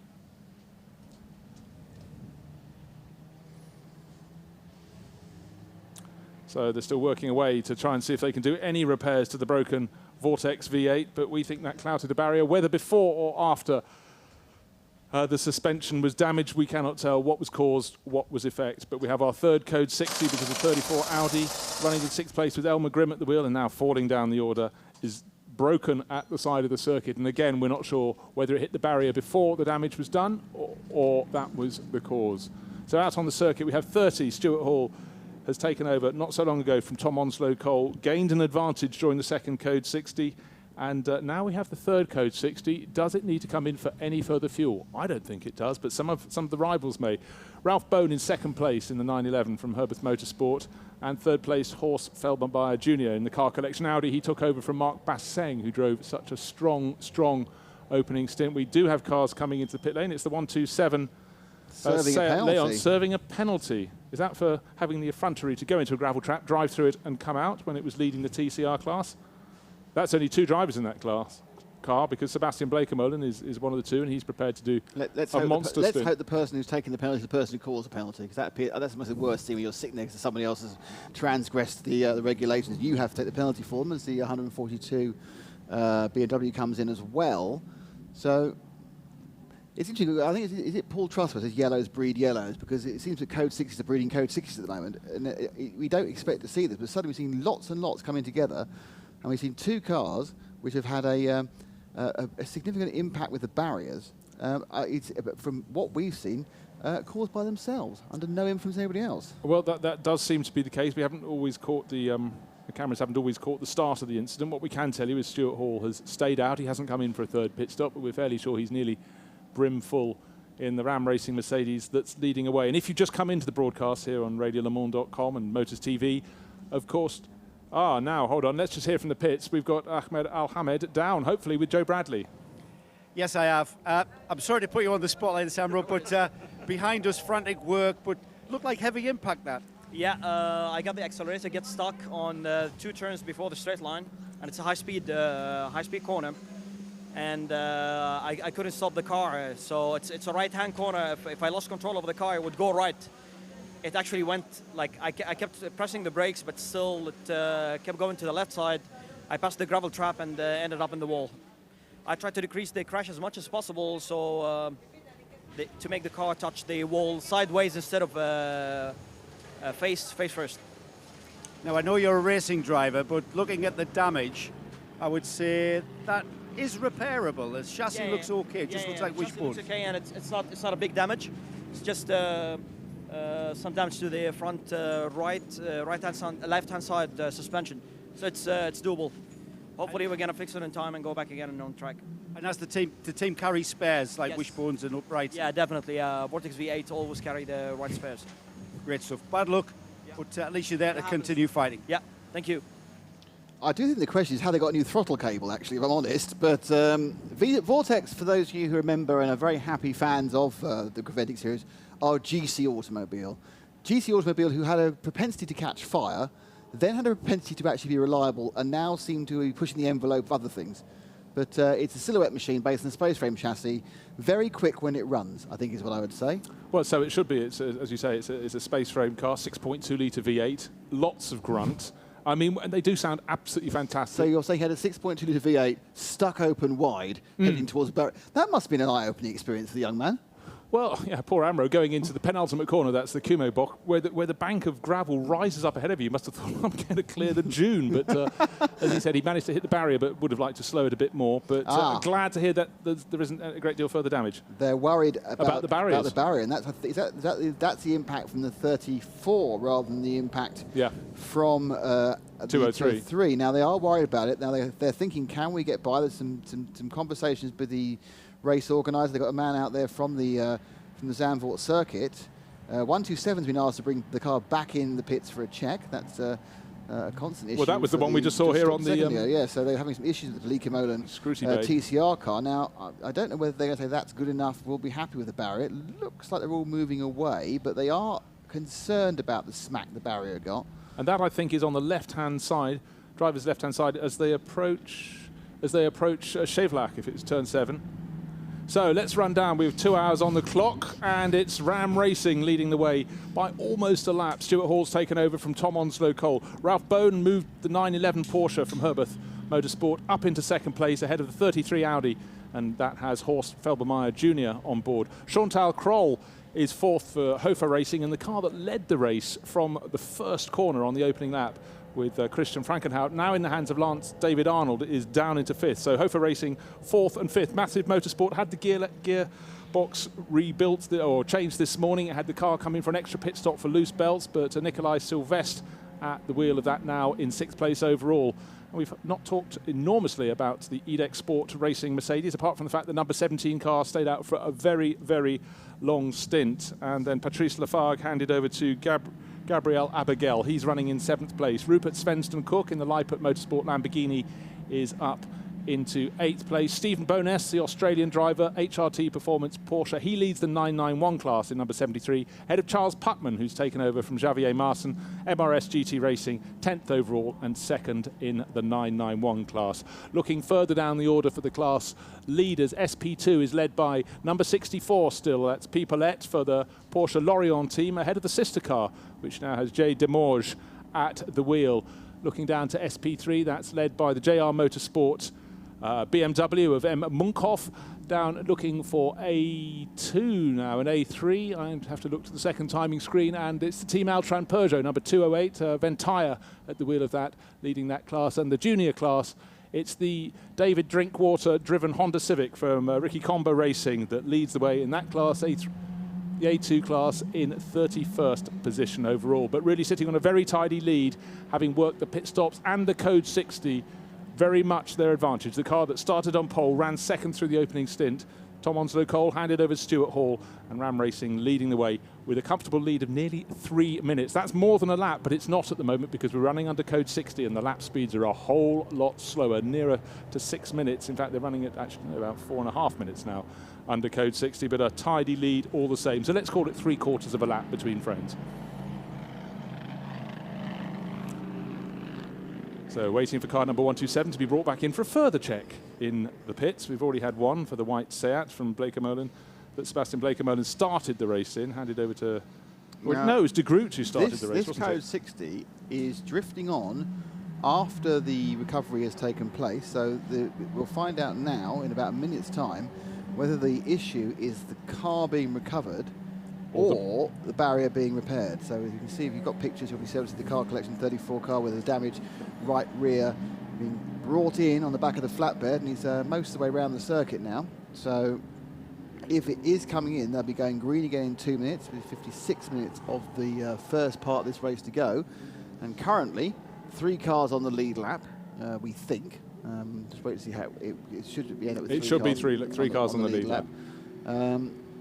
But the question really is whether this is going to be a longer 60 because they need to do some barrier repairs. Quick question from, I think, from Right Turn Lover on the Twitter about the reason that Lance David Arnold in the Hoffa race number 10 dropped back. It wasn't because he made a stop under green flag conditions. It's because he made such a long stop, a 5-minute 45-second stop, and there seemed to be no reason for that. The only reason for that could possibly have been is they had to queue at the fuel stops, because apart from that, we watched the actual tyre and driver change and it was absolutely fine. So they must have had a fueling snafu, which lost them a minute and 45, which obviously at racing speeds, a minute and 45 is exactly a lap. Which is absolutely awful because it was driven so positively down to the first corner to Tarzan on the opening lap, took the lead. When it looked so he's going to come out of the corner in third, he actually emerged in the lead of the race, held off all the challenge from Tom Onslow Cole and also Mark Basseng pushing very hard in the Audi. That's the sister car, that's the 33 car. The sister car to the car that ran third, is running third, is there on the back of the flatbed. And when Elmar Grimm dropped it into the barrier, he was running in 6th place, and he's tumbling down the order. He's in fact now listed I'd be surprised as 15th as he gets dragged in. It was Elmar, because Elmar did the first hour and 37 minutes. You can only drive 2 hours at one go, so I think someone else is in that car, but the transponder wasn't changed around. Did Elmar start it? Are you sure? I'm trying to look across to that board over there under the... I've got the start drivers 34, let me have a look. But you have a look there while I just look on down the order. It started quite a way back. Yeah. Who have you got listed? Hang on. You can't find it. He started a long way back. He did, but he had been picking his way up the order. You could see it. He had actually had a spin early on. But... that's sorry, that was a bit silly. You were looking for 34th position on the grid, weren't you? Yes, I was. Bear with me. Man, it was Grimm who started. That was Elmar, okay. Maybe he was just at the point in which he thought he count, won't it? Yes. Right, now the... yep, they're fine. The car, the 34 has reached the pit lane, and we now have end of code 60 minutes. They aren't worried about the barrier repairs, or they're happy to live with them until the end of the day, and they'll do a repair overnight on them. And the slam it got from that right rear as it trolls down, and then the green flag ran a lot less than a minute. So they pinged up, and now they're already back up to full racing speed. Well, 54 and a bit minutes of racing remaining in the first quarter of this Hankook 12 Hours of Zandvoort. Excellent maths, Bruce. Was it good? 3 out of 12? I hadn't even thought of that. Well. The gap is listed now between first and second, between Stuart Hall and the Ram Racing Mercedes, and Ralph Bone giving chase in the Herbert Motorsport Porsche. Remember the number, 2 minutes and 42 seconds. But that's not a real difference. Of course, that's not a real difference, because we're waiting for them to complete a lap at full racing speed. But it was, we reckon, about 3/4 of a lap. So between friends, let's call that about an hour and 15. 1 minute and 15 seconds. It was or 1:19 before the last set of stops. And now, looking at the screen, we suddenly have the two Hoffa Racing Mercedes being split by the EDEX Sport car, but I think the EDEX Sport Mercedes is a lap down, but 2-3 abreast. It's just like the first lap of the race all over again. A couple of Seat Leons keeping out of the way as well as they can, because some of the corners very tight at Zandvoort. The Hans Ernst Boch particularly tight. Lights being flashed by the number 10 Mercedes in the background of the shot, which is the Lance David Arnold car that, don't forget, led the first into the race. He wants to get past the sister car, number 9, with Chantal Kroll flashing his lights furiously, because he definitely is the quicker of that duo, because he desperately wants to see what he can do, not end up being 1.5, 2, or the worst thing, 2 laps down on the race leading. Well, that's entry. what I think that is their tactic now, is to not be, but there's no way they get back on the lead lap. And I think the desperation now, the 10, is to find some tactical way of only being a lap down. They didn't take any extra fuel doing that second code 60, which they could have done. They will need it as much as the car collection 33, which did take it. They've said, right, we can't afford that. We need to get as much ground speed as possible, just try and be only 1 lap down when we come the 1/4 way stop at night, and the rest was go for our beer party. Beer party. So number 10 has worked his way past 9. So Chantal Kroll pushed back into 5th place, and Lance David Arnold, not having just got past, he's really dropping her, and he's pushing on very, very hard indeed. Of course, we saw Chantal Kroll come in for an extra stop that not all of the top runners have done. Lance David Arnold has only done 1 stop. In fact, the top 4 have done 4 of the top 5 have made the second stop. So the number 10 has not, because they Ralph did their only Bond- one under full course. So Ralph Bond has come in and we now got the winder. He's only a minute and 15 behind, so he gained 4 seconds during that period. But dropping back, because he was right behind him earlier, is now Horst Feldmeier Jr., who is now 15 seconds behind Ralph Bond. So not a huge movement in the last 45 minutes of fun and games with Code 60, but Stuart Hall leads by a minute and something, but has probably 35 to 40 litres less fuel on board. Yeah, there is a constant case of maths, but what we'll be able to tell you shortly is how quickly people are getting back up to speed, how hard they want to push in this final 50 minutes or so. In the first, was it a bit of wheel damage? Yes, certainly. That's very badly 34. damaged, 34, yeah. You can see the shape of the barrier imprint and where the chunk has come away from the alloy wheel. wheel is not going to polish out. That one is going back to the great alloy wheel refinisher in the sky. That's probably about £1,000 as well. Yes. Borrow a Porsche, always curb it. So it can happen on the Audis as well. Much, much worse. It wasn't really curved, was it? It's kind of more like barriered. collapsed. Yes, blatted. Right, so last time around on the sort of effective restart after that third Code 60, Stuart Hall in the race leading Ram Mercedes, 1 minute 45.3. Car giving chase, Ralph Bone, 1 minute 47.6, so 2.2 and a bit seconds slower on that lap. Yes, there was a little bit of traffic in various places. Now, the Car Collection Motorsport Audi running in third place. Let's see what lap time he can do. He was only a 1/10 of a second slower than the 911 Porsche last time around, but he's about 15 seconds behind overall.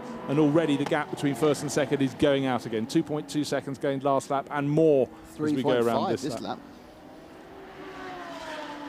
Yeah, just completed another one. And the gap between... Well, actually, it was a really good lap for Horst Feldmeier Jr. He was faster than the race leader on that lap and took 3.5 seconds. In fact, slightly more than that, off the second place Herbert Motorsport Porsche. So a better lap for Horst Feldmeier Jr. in the number 33 Audi than it was for Ralph Bone in the 911 Porsche that holds second place. And I'd like to say how nice it is to see a nice bright blue car, nice sky blue car. I'm very fond of bright blue. Many shades of bright blue I'm very fond of, as I have to be. But you don't see it's odd. That sort of blue colour isn't used much in cars these days. It was white and black, and it's all, or perhaps dark red. It's all the in colours, a bit carbon. Seeing a car that's actually quite colourful is terribly rare. Yeah, and it actually looks good in almost any weather conditions. There's enough of a contrast between the light blue and the mid blue on the flanks of that Audi R8. Now he's coming up behind the Seika, car with a really grumbly Audi diesel engine, yeah. and sort of in the way, out of the way, but mostly in the way. Yeah, mostly in the way. This is our second place man, Rolf Bonn in the GT911 GTRS, OSR, GT3RS. Okay. Yes, probably something like that. But he's managed to get himself away and put himself 15 seconds ahead of Horst Feldmeier Jr. Though that's come down the last lap, just 10. So 2 bad laps. Getting up to speed for Rolf off that second Code 60 means he's lost 5 seconds of that advantage over third place, and he's dropped back about 6 seconds on the lead. Now, you can't lose 3 seconds a lap, Rolf, or you'll end up being lapped. Now, the interesting thing is that Stuart Hall now has a lead of about 1 minute 20. 1 minute 20 is a lead which is 1 minute 19 of pointlessness at the end of the day. You only need to be ahead by 1 second. Kind of wonder what you do when you get to be about a minute and a half. You think you're not going to get a lap ahead. Do you come in, take a splash, and then be 1 minute 30 behind? Because we've talked about this. Yeah, but at Mugello, they didn't do it. Well, let's see. We've got 48 and a bit minutes remaining. He has to gain about 21 seconds and get past to be a lap clear. Ralph Bond came in to the pits and took half a tank of fuel in 1 minute 59 seconds. To me, it seems like a bit of a no-brainer that if you're getting down to the last 10 minutes and you're not going to lap Ralph Bond, you come in and you take half a tank of fuel, or 3/4, or whatever you think you can get away with, and have a bit in mind not to go a lap down yourself. You can then troll round best part of a lap down. Because don't forget, one thing you do get overnight is a free driver change. Absolutely correct, but now they're also wondering, we've had 3 Code 60s, will there be another? Because that offers another opportunity to roll the dice in a different way. What we can tell you is the top 3 cars are lapping, well, in fact the top 4 cars, because we're including the Lance David Arnold number 10 Mercedes, all lapped almost identical lap times last time around. In fact, the fastest of all of them was Ralph Bone in the Porsche, just as we thought the others were catching. So yes, as has been the case since the start of the race, traffic does affect the time, but it seems to be affecting them very equally at the moment as Stuart Hall presses on in the lead for Ram Racing in the number 30 AMG GT3 Mercedes car looking fantastic. The light is low, you can tell it's the evening, but the good thing is, unlike last year here, we have the sun shining at Zandvoort, and Nick Damon is not standing in the pit lane getting wet, he's sitting alongside and me. Moni. Well, that was the massive motorsport car, Aston Martin very nearly not getting hitting, a clonk. Not hitting the RCZ Peugeot of the Danish team. Weirdly, at this stage in the race, we're just suddenly getting, maybe due to driver changes, we're getting a few fastest laps for a couple of people. The car leading SP2 overall, the better place of the two Porsche Lorient entries. Number 64, Philippe Paulet's just set the fastest lap of the race for that car as he runs, as I say, top of SP2 in 12th place overall. And the fastest lap for the 125 Seat that's running in the lead of the TCR Very class. impressive isolated fast lap. He's 6 seconds faster than the person ahead of him and 8 seconds faster than the guy behind him. So he must have just got this perfect lap with no traffic and a fair wind behind him. With 148, probably pretty much as fast as that car can go. Absolutely is. That's in the SP2 class. And bear in mind the race leader is in a 1 minute 45. So it's not a whole way off the A6 class cars that should be way quicker. No damage for the massive motorsport Aston Martin. Just quickly look behind me and out of the window onto the start-finish straight. There was that near contact with the RCZ Peugeot, but importantly, no contact. Better than near. So, yeah, it's just got the point now where the thing is, if this was a normal race without those run of Code 6s, you would expect a second driver change and tyre stop before the main cars run about 1 hour and 10. So about 2 hours 20, they'll come in and go, right, we'll do another full service. The worry here is you do full service, you end off with a lead lap. How do you do it? What is it? Who blinks first? Because certainly Bonn and Feldmar can get to the end without stopping again. Whether they want to on old tyres and whether they want to on a third of a fuel to tomorrow is questionable. But do they want to finish the lap down? And it's really, I think, that they're sitting there. If I was on the pit wall for the 911 and 33, I would effectively actually be basing any of my tactics on what Stuart Hall does. Well, Stuart Hall's in the pound seat, and doing nothing it favours me. Sorry, I had a sharp intake of breath. You were talking about Stuart Hall. He just knitted his way between two runners. There were 3 abreast going down to Hans Ernst Boch and dived down the middle. So not taking big risks, but taking some risks to keep stretching that advantage. He's sitting on 1 minute 20 second advantage last time around over the Herberth Motorsport Porsche with Rolf Born at the wheel. But he's lapping consistently now in the 1 minute 44s. I think that gap will go out a little bit more because traffic is there to get in their way. But Stuart Hall not allowing it to do so as he dived down the inside as they ran into the Ralf Ernst Boch and got away with it, I think we could say.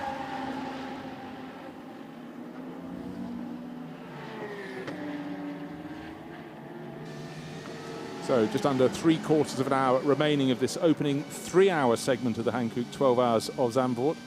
Motors TV and RadioLeMans.com. Beautiful sunshine, an absolute pleasure to be at Zandvoort. It always is on any years, but if you can add the sunshine and a gentle breeze, it really comes into its own. Just on the Dutch coastline of the North Sea, not so far, just a train ride, a short train ride from Amsterdam.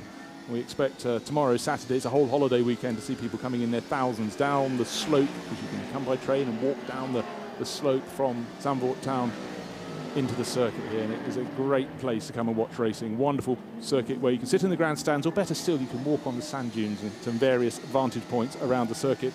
Riding on board at the moment, you can see the ups and downs as we look forward from the 45 Porsche. That is the section of the track over Hunsrück, and now they're going through the Slottermacher Box sweepers, and then the best corner on the circuit to my eye, the dipping downhill Schevlach with the huge sand dune in front of you, and you've got to carry your speed. We've had a couple of spinners there, they just carried a little bit too much. You can see the marks they've made on the grass and the gravel trap on the left of the circuit, and then the circuit becomes very technical indeed. It's not so much about huge momentum, it's about just getting the best exit speed you can as you go through turns 9 and 10 and you go to the infield straight, if you will, and then you come down to the tight chicane Hans Ernst Boch, where you go very tightly right and then have 2 left-handers, and then you go towards the final sequence of corners. But for the 45 Porsche, traffic in front, so trying to make its position now. Is that front end damage on it's the 72? Yeah. It's not the white Porsche I was looking for. I was worried it was the 911. This is not the Porsche you're looking for. No, this is not the one. So that was a rubbing strip that had come off, and it may even have been from the world famous duct tape. But well, it was running very close. It's doing well. It's third in the 991 class and 72 at the moment. 8 from HRT Performance, driven by Artem Soloviev, a Russian driver. So he's got I think that'll just be more annoying. It'll be the edge of his vision, just flapping in front of the bonnet. Yes. Just slapping it. He's going to flick up every now and again. He's going, what's that? What's that? What's that? What is it? I have a serpent, a black mamba, attached to the front of the car. But he's still in the thick of things, and he's giving chase it's not good. to Charles Putman. He's lapping almost identical speed. That's not in any way affecting the performance of the car either. That's just, that, as you say, is just an irritant, the sort of thing you can do without. But if he can phase it out of his mind, it's not going to affect his lap times at all.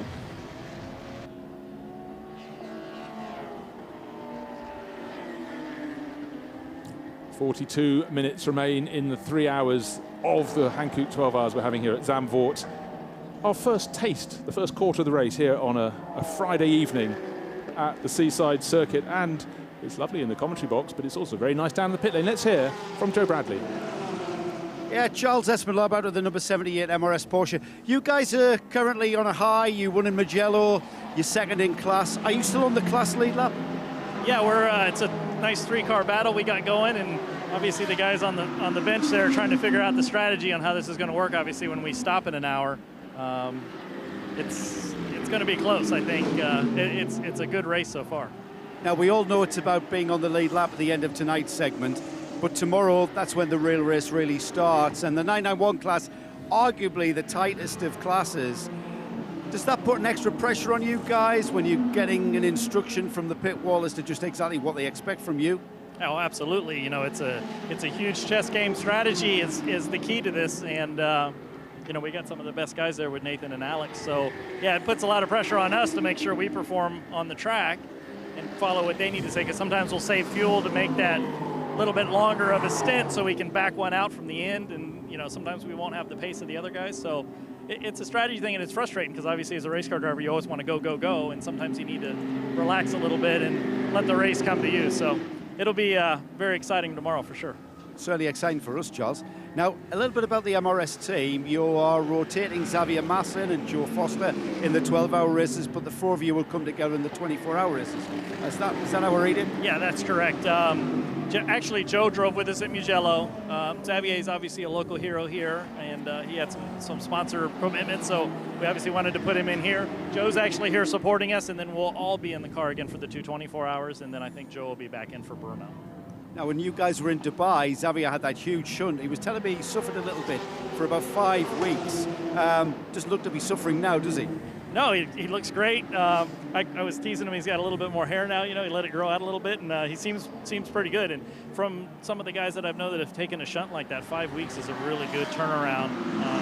You know, as you know, it's not anything to play with the head. So, but he did really good. He's driving great and sharp as a tack. So we're glad to have him back. A classic track here at Zandvoort. Do you feel the history about the place? Yeah, I mean, it's I'm in love with natural terrain tracks, you know, and obviously you come here, the weather is obviously fantastic. From Florida, I feel like I'm at home, you know. Beach is right there, but the natural terrain, and you know, it's like somebody took a bulldozer and found their way through the sand dunes. And to me, that's the essence of a good racetrack. So we really enjoy coming here. The people are very nice, and you know, I can't say enough. It's a good time. Hopefully, you know, last year we finished second, so hopefully we can bring the win this year. Absolutely. Thanks for talking to us, Charles. Thank you. Thank you. Well, that was good to hear from Joe Bradley with Charles Espinal, and certainly very well placed, second in the 991 class. Teammate Charles Putman out there at on the circuit at the moment, giving chase to Stephen Bourness, who's leading the class for HRT Performance. In fact, just gained a position because Rupert Svensson-Cook has brought the Leipert Motorsport Lamborghini into the pit, losing 8th place. So replay here of the problem for the 102. Steve Licorice coming in too tightly on the TTRS. I'm not sure if that was a synchronised dance or actually some contact there, Bruce, but he may well have decided to ease off at the wrong point when he was committed to that corner and got a bit of lift off oversteer. It looks like a no harm, no foul. I can't see any damage actually on that left-hand side, so I think he almost certainly spooked himself in that one. Yeah, no, I think your second suggestion is the correct one. Fast section of the circuit now, down to Chevlac. That's the camera car, for one of the many camera cars, the 102 BMW, going through the classic back part of the circuit, down now to Masters Bocht. Of course, the track had a very different shape to start in the early days, until the first almost 40 years. It was effectively a parallelogram with the first part of the lap sticking out like a panhandle from the side of it. That went into the parallelogram when it got to Hugenholzbocht, and then that had to be shaved off the far end of the circuit because there's a holiday camp there now, but still a lot of the circuit feels as it did for the first 3 or 4 decades, and always popular for drivers to race. And I love the description. Was it a natural terrain circuit? We heard Charles Espinal describe, which sums it up very well indeed. And in fact, the circuit was built on roads put down here during the Second World War for things to be driving around just behind the sand dunes in terms of defences, but they were too good to waste, and there was a clear pattern here. So the circuit was created and has been going great guns ever since, and it can't look better than it does this evening in the early summer sunshine. And spring has been a long time coming in Northern Europe. We've had flurries of snow almost every day for the past handful of weeks in the UK and across Northern Europe. We keep talking about it, but given the fact it was 3 weeks ago we were still on that Saturday and we were being snowed out and it was struggling to 1 degree. To come here, and I think it's really raised the feel. Everyone's kind of been raised by this kind of atmosphere of the weather, and it's been a very relaxed meeting so far. A couple of bits of bad luck for some drivers, but you've not had any no atmosphere to it. No one's upset with anybody. No, but it's also, in some of these cars have got 5 drivers down to drive them. Some have only 4, some only have 3 or 2. But for the bigger teams, there's a lot of sitting around time, and if you can do that comfortably at the back of the garage, under the awning, sitting out on your sort of picnic tables rather than having to hide inside a truck and warm your hands on a coffee. What's not, which is the better? Well, it's absolutely plain for all to see, and the atmosphere down in the pit lane in the paddock is just one of friendly cooperation, people out here having fabulous fun on a circuit that really does challenge them. And as we said, there's almost not a point apart from the start-finish straight where you can relax. It is a very mind-stretching circuit. You really cannot back off. So you feel when you've come out of your stint, as long as you haven't dropped it, you can feel very proud of yourself because you've worked not just physically but also mentally to in multi-class racing. Of course, it's not just looking at your own performance; it's trying not to get in the way of the faster cars and trying to get past the slower ones. So it's a really brain-stretching enterprise going out on the track. On top of which, you have the stuff you should leave to the race engineers. There's all the tactics about how much fuel to put in at pit stops, how to handle the Code 60 circumstances. We've had 3 blasts of that, and certainly some have gained and some have lost during that. But Stuart Hall in the lead car, sitting on a lead of about 1 minute 20 seconds. They got it very, very right indeed. 3 minutes to play with. Correct. 120 ahead. He's got 1:45 to go a lap down on Rolf. My feeling is that 5 minutes from the end, or 6 minutes from the end, come in, bung as much fuel as you can in 3 minutes, and knock yourselves out. Now, you would be starting with relatively old tyres. Now, that's the other question. These tyres would have been run for an hour and 50. Therefore, do you actually do a complete service? Because we did see this in Mugello, where we had cars which were a lap down, but were completely serviced, and a car that was leading hadn't done anything. And so, yes, it led away with a lap lead, but it came in after 20 minutes and dropped a lap behind. It takes 2 laps of green flag time to actually do a full service, a driver change, tyre change, and a refuel. So just because you're not on the lead lap, it's not a disaster if you've got, a new set of tyres and fuel on board. But again, the thing to remember, just to reinforce again, is the one thing you do get for free overnight is a free driver change. Absolutely so. In fact, one thing we haven't talked about at all during this race is the fact that we saw the KTM Crossbow come in at the start, flaming, and that has rejoined the race. Oh, brilliant. And so we have 43 starters. We hope to have 46, but we had 3 fallers before, so we nearly lost one at the start. It's got going, and if they miss the first hour, they still will have 11 hours of racing here at Zandvoort. There's a lot of track time for the drivers on board, so great fun. And at the moment, siding its way through the order and through the traffic is the Massive Motorsport Aston Martin. Couple of laps down. Yeah. Couple of laps down. Nikolai Silvestre driver. You spoke to him on the grid, big tall fellow. He's number tall. He's Matt Neal tall. He's Matt Neal tall here. Is he? Yes. He won't be racing in single season because he can't fit. It's just so unfair. That's why you're not F1 champion, isn't it? No. Lack of concentration, I think. Lack of concentration, talent, money, etc., etc. You can't play rugby and then play Formula 1. So, Massive Motorsport Aston Martin, they had to change the gearbox after qualifying. And don't forget, qualifying wasn't yesterday. Qualifying was about lunchtime today. And they decided to pull out of qualifying early. They were sitting 4th on the qualifying sheets at the time. They ended up 5th overall, but they took as much time as they could away from the track time so they could change the gearbox. They lost time, unfortunately, with Casper Elgaard coming in because the belts worked loose in the opening stint, but running in a good, solid performance. But those unfortunate 2 laps down, with them lapping every bit as fast as all but the race leader at the moment, because Stuart Hall is starting to wind it up and has now extended his lead over the Herbert Motorsport Porsche to getting close to 1.5 minutes. 1 minute 27 seconds last time around. So So seems to be able to run at will when he's not in traffic in 144. And there is the KTM Crossbow just in front of the Massive Motorsport Aston Martin. We've just been talking about the two of those. I must say that black, white and red livery on the Aston Martin looks absolutely fantastic. The Massive Motorsport has changed the livery. It was running in the European Le Mans Series in the past where it was mainly red and white. This looks much more purposeful, Nick. Yeah, it's interesting. Having had a settled period for half an hour or so, things are beginning to get into class order. So you've got the top 7 cars are A6, the next 3 are 991s, the next 2 are SP2s, the next 2 are SP3s, then you have meet the cars in the faster cars have had a few problems. So the cars who've run clean are now ordering themselves out quite nicely. As the beautiful 224 KTM now have replaced the bits that caught fire before the race even started. And you get this point where these split races get very, very tactical. I mean, you get this conundrum, and it's a perfect example a few minutes ago in Mugello, where it was a completely false lead overnight because he hadn't done anything. But you have to quite think, right, there's no point being 1 minute 40 seconds ahead because you don't get anything for that. So you need to work out how can I use that 1 minute 40 seconds. And it's going to be interesting to see because there isn't enough time at the moment for a complete stop with driver changing tyres. So they're in a no man's land, the leader. And the question also is, do the Felber-Meyers or do the Bonds, who've got more fuel on board than Ram Racing but equally old tyres, did they pull a gamble? Well, I was about to say there could be another spanner in the spokes, but a yellow flag was shown at turn 9, but that's been withdrawn. Every time I see a message about a yellow flag, you think, will that be followed by a purple one with the 60 written in the middle? Because again, that could change the complexion. It's very nearly 1.5 minutes between race leader Stuart Hall and Ralph Bone in the Herbert Motorsport Porsche, who's losing ground. But don't forget, if it finishes with the gap as it is at the moment, even with another 20 seconds on it, there will still be, there'll be nose to tail when we come to restart the race at 9:20 tomorrow morning, because we've got 3 cars on the lead lap. We've got that 1 minute 29 second gap between first and second. Only 12 seconds, in fact slightly less, between Ralph Bone in second place in the Herbert Motorsport Porsche and Horst Felbermeyer Jr. in the car collection Audi. So they could still finish this Friday afternoon on the lead lap. Half an hour to go. And then there's the question of what Lance David Arnold and the Tenhofer Racing does. They've suffered badly from bad luck early. He's now just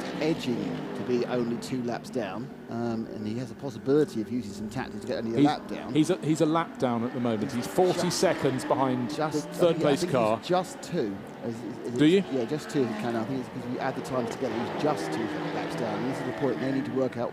But they have less fuel on board. They didn't refuel during the Code 60, and he's been in the car for an hour and 10 minutes as well. So they can all get mostly at the end because we've run so much Code 60s for fuel-wise, but do they want to? And this is just the leading groups. The other groups, every other class, there are the same conversations being made. You're talking to Charles Espenlaub. He was finding it was tight whether they're going to stay on the same lap as their class leader. So there's a lot of scratching of heads going on at the moment. A lot of what ifs and what can we do's. But the people in the pound seats, depending on how it's either Stuart Hall if they actually do something, but I think inactivity is your worst enemy. You need to make a decision about what you're going to do. And being in 1 minute and 30 ahead, see, they're now getting close, with half an hour to go, they're getting close to putting a lap on Rolf. And that's, can he make those extra 15 seconds, put a lap on Rolf, and then let them all troll round? Yeah, I just want to stress that Lance David Arnold is 1 lap down, not 2 laps down. He's 40 seconds. You're right, yes. Yeah, he's Sorry, 40 seconds right, yes. behind Horst Felbermeyer Jr., but who in fact has had a better lap and has closed it to under 10 seconds. And Stuart Hall's in the pits. Place. Inactivity is your friend. So they Stuart are listening to us. The pits. So, okay, just looks like a driver change. Paul White will be taking over, presumably. Is that Paul White's helmet? I think it is, yes. So that's H for Hall. He's changed his helmet yet again to confuse us. So they're doing a full service. Driver change in tyres. The question is, what are they going to do? Are they going to just try and not take more than 3 minutes to run this entire stop through? What are they happy with? So the driver change, as you say, that the driver change isn't the issue. That's you get it for free overnight. Well, they've changed drivers now, which is interesting. Because that's actually costing some time, and they didn't need to. The car goes away already in the pits for 2 seconds. Now, don't forget. No disrespect, Paul White is not the quickest of the trio. They're sitting. They can afford to back off if they're happy to stay just as on the lead lap, not try and make it an extra lap in advance. This is a good time to get him out there running. Because if he's losing only half a second a lap, that will add a handful of seconds. If he's losing 1 or 2 seconds a lap to the ultimate pace that Stuart Hall was managing to run. But the question they have is how much fuel can they take on board and not go a lap down, because you wouldn't put money on Paul White being able to get back past Rolf Bonn at this point. So they're going to fill this up, or do they think that Rolf has to, because he's done an hour and 30 in his tyres already, he has to come in anyway? So are they assuming there's going to be another set of pit stops regardless?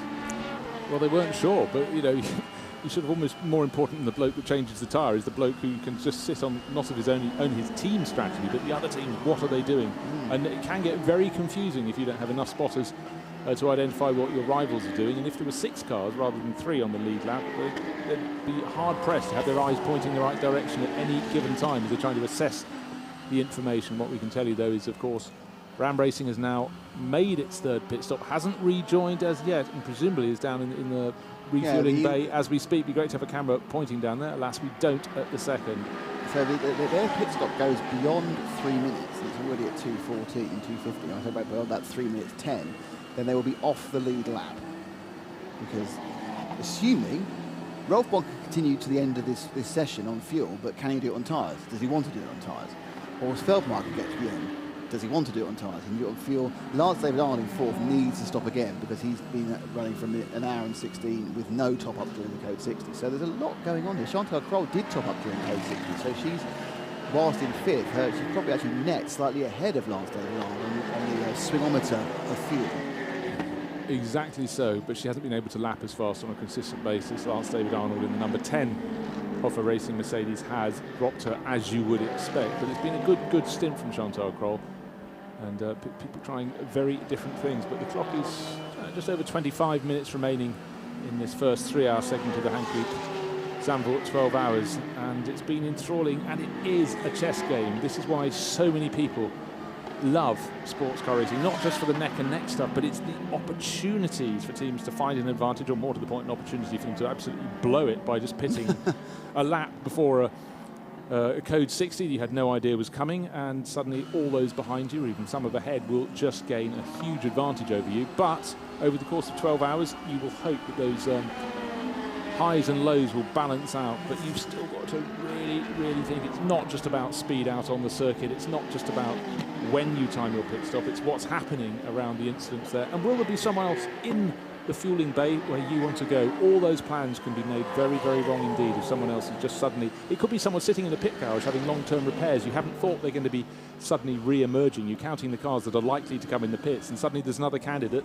occupying the punt you want. But back onto the circuit goes number 30. And it took him 4:01, so no, definitely they've brimmed that thing with the whole 100 litres they're allowed to put in it. So Paul White will pick up and will not be on the lead lap unless to the extent that he will need certainly Rolf Bonn and possibly and Horst Feldmacher to stop as well, otherwise there will be a lap ahead of him. But he has fresh tyres, he has a full tank of fuel, so net he's there or thereabouts, and that's where it is. Exactly. So after all that explanation, he's there or thereabouts. Well, but you're right. You need to find out really what the others are doing. And by not being on the lead lap, he won't lose anything. He'll be if he's a lap and 10 seconds behind, he's now a lap behind. So he's always going to gain as well. So the one person who doesn't win out of being in these is the guy who's in the lead, because he's always going to lose because his minute lead will become nil or a yard and a half. So I'm pretty sure actually at this point that Ram Racing just decided to do their own thing. They're probably happy they're a minute and 20 ahead, did their own thing, and thought, well, it'll all come out in the wash, and we just don't want to be in the lead at this point because we just lose time. Yes, you've worked very hard, and it can all just be gobbled up. But that's what I was saying. It gave them the opportunity to go for very different tactics in this closing. Well, we're in the closing half hour of the 3 hours that kick off the Hankook Zandvoort 12 hours, and it's been an enthralling race. It was absolutely brilliant neck and neck racing until the first round of pit stops in the first Code 60. We had a brilliant start from Christian Frankenhout. He took the lead. He looks like he dropped from second to third on the run to the first corner, but he wasn't seeing it that way, and he ran around the outside and passed not just the challenging Audi. The Seika has pulled off to the side of the circuit. The diesel rumble has come to a halt, so the Seika was sort of working its way back up the order. It was delayed at the start, but now lights blinking, so there's still some electrical power in that car, but it's on the verge at the side of the circuit, so I'm afraid that looks so. That doesn't look in it's not in a dangerous position. Well, it's on the exit of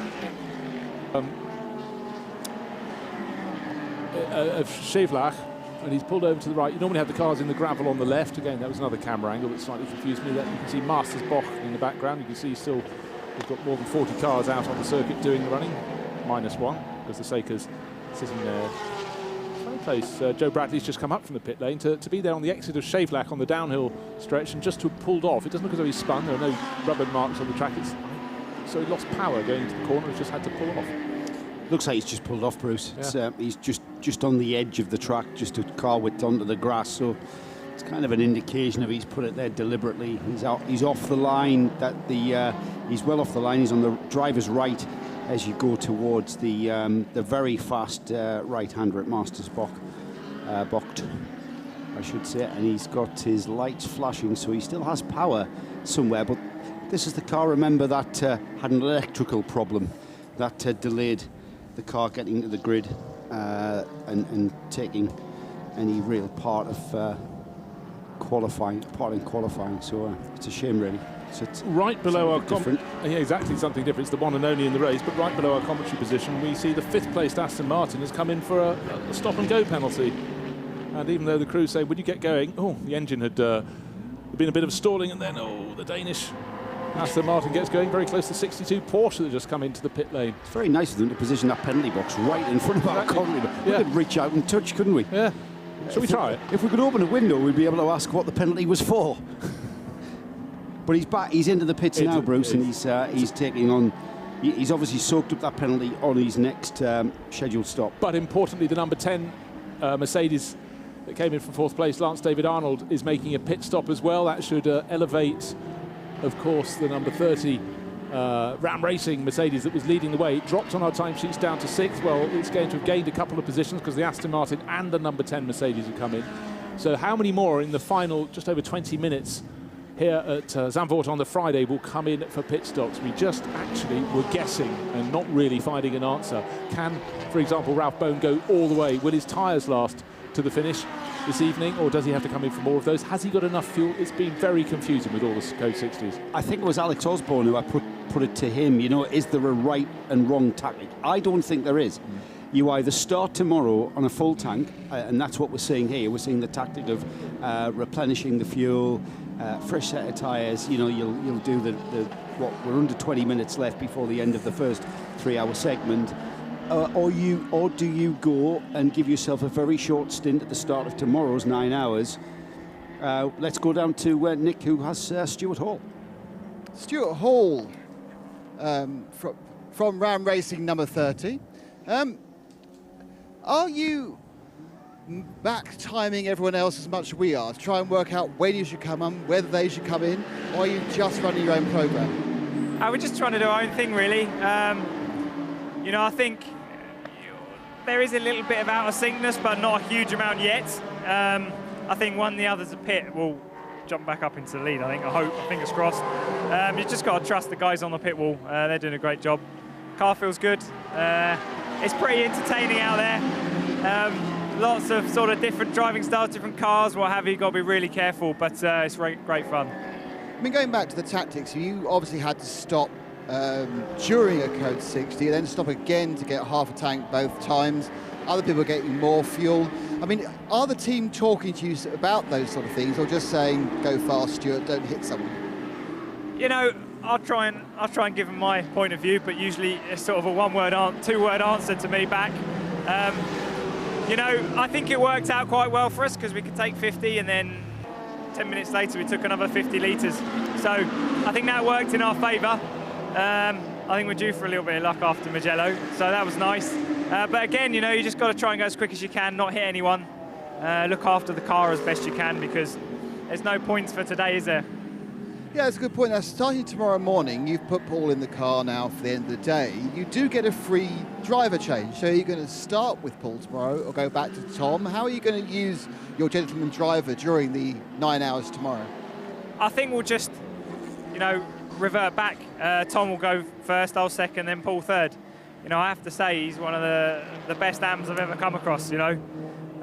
So, you know, unlike some form of racing where you try and minimise what your gent does, you know, with Paul, you know, you don't have to really. So, you know, it's a nice flexible team we've got here. You know, he's doing a great job. But I think we'll just revert back to, you know, what we did today. Tom start, me second, Paul third, and then go through the rest of the race like that. And most important question, are you coming to the beer party behind Garage 15? No. Oh, beer party for us though. Got a job to do, haven't I? So have we. Yeah, no, I know, but... I think easily enough. Thanks, Stuart. Cheers, right, man. Mate. Take it easy. Well done there to Nick Damon. Stuart Hall's an athlete. He's an athlete. He can't be taken on alcohol on the eve of a race. It's not the 70s. Oh, well, there's a bit of a replay. The pale blue BMW given a clout and that very tricky, narrow section as you come out of Tarzan. And I'm afraid the 103 BMW minding his own business, got a side slam. But if you just kiss the curbs on the outside, it spits you back into the middle. Anyone who's taken a tight exit is actually wanting to go to the left to straight line the left-handed, the Gerlach box sweepers, and 103 seemed to have got away with it. But we heard Stuart Hall just talking there about how different driving styles, different types of cars. I think he was being relatively polite because some of the drivers are going to be better than others. At 103, we have damage. We thought he got away with it, but it's only a bit trim, isn't it? Bit of trim to make the car lighter. So he has got away with it. But you know, you're minding your own business. You're just winding down in the final, just over a quarter of an hour of this segment, and then suddenly track conditions perfect, clam. You get whacked on the side, and it the heart a real fillip. But that is sports car racing. It's endurance racing. Things can happen at any moment. Yes, now, what I wonder, hanging off the back of the 45 Porsche there. What we're the Seiko has been delivered back and being pushed into its garage.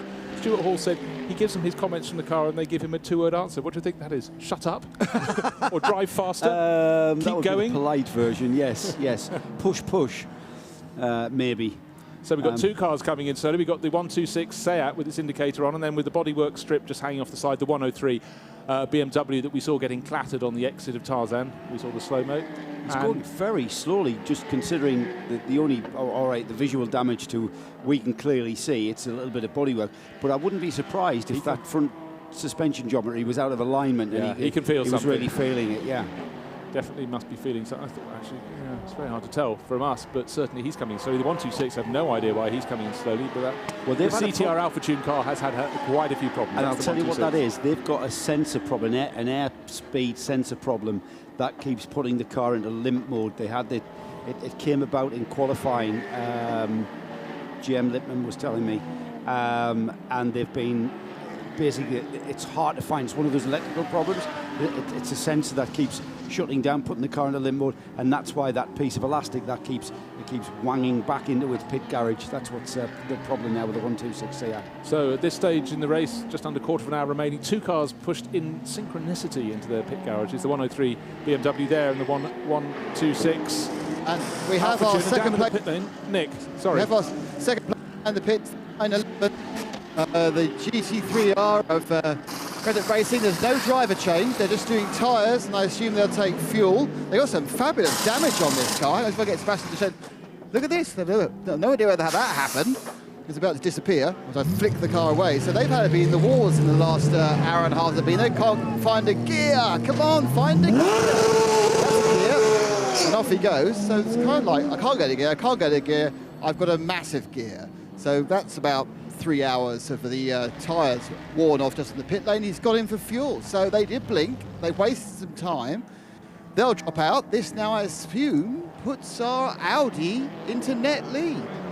You are correct, Nicholas. Well done indeed. And that may, well, let's see what the Audi can do. Number 33, will that come in the final handful of minutes? We were surmising that will be these splashes and dashes. We don't expect it from Ram Racing. You spoke to Stuart Hall. They've done their stop. Then they're just going to see if the others do the same. And don't forget, yes, they might start tomorrow a lap up, but if they have to come in and make the pit stop because they don't do it tonight, they've got to do it very early tomorrow.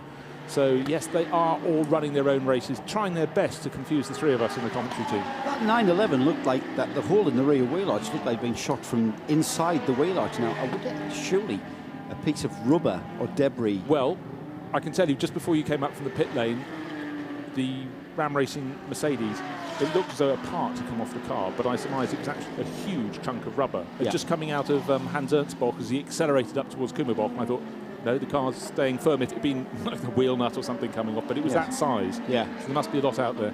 Yeah, there inevitably is. Well, you can see there that just offline the amount of marbles and debris and rubber debris. And of course, in multi-class racing, you do have to get offline.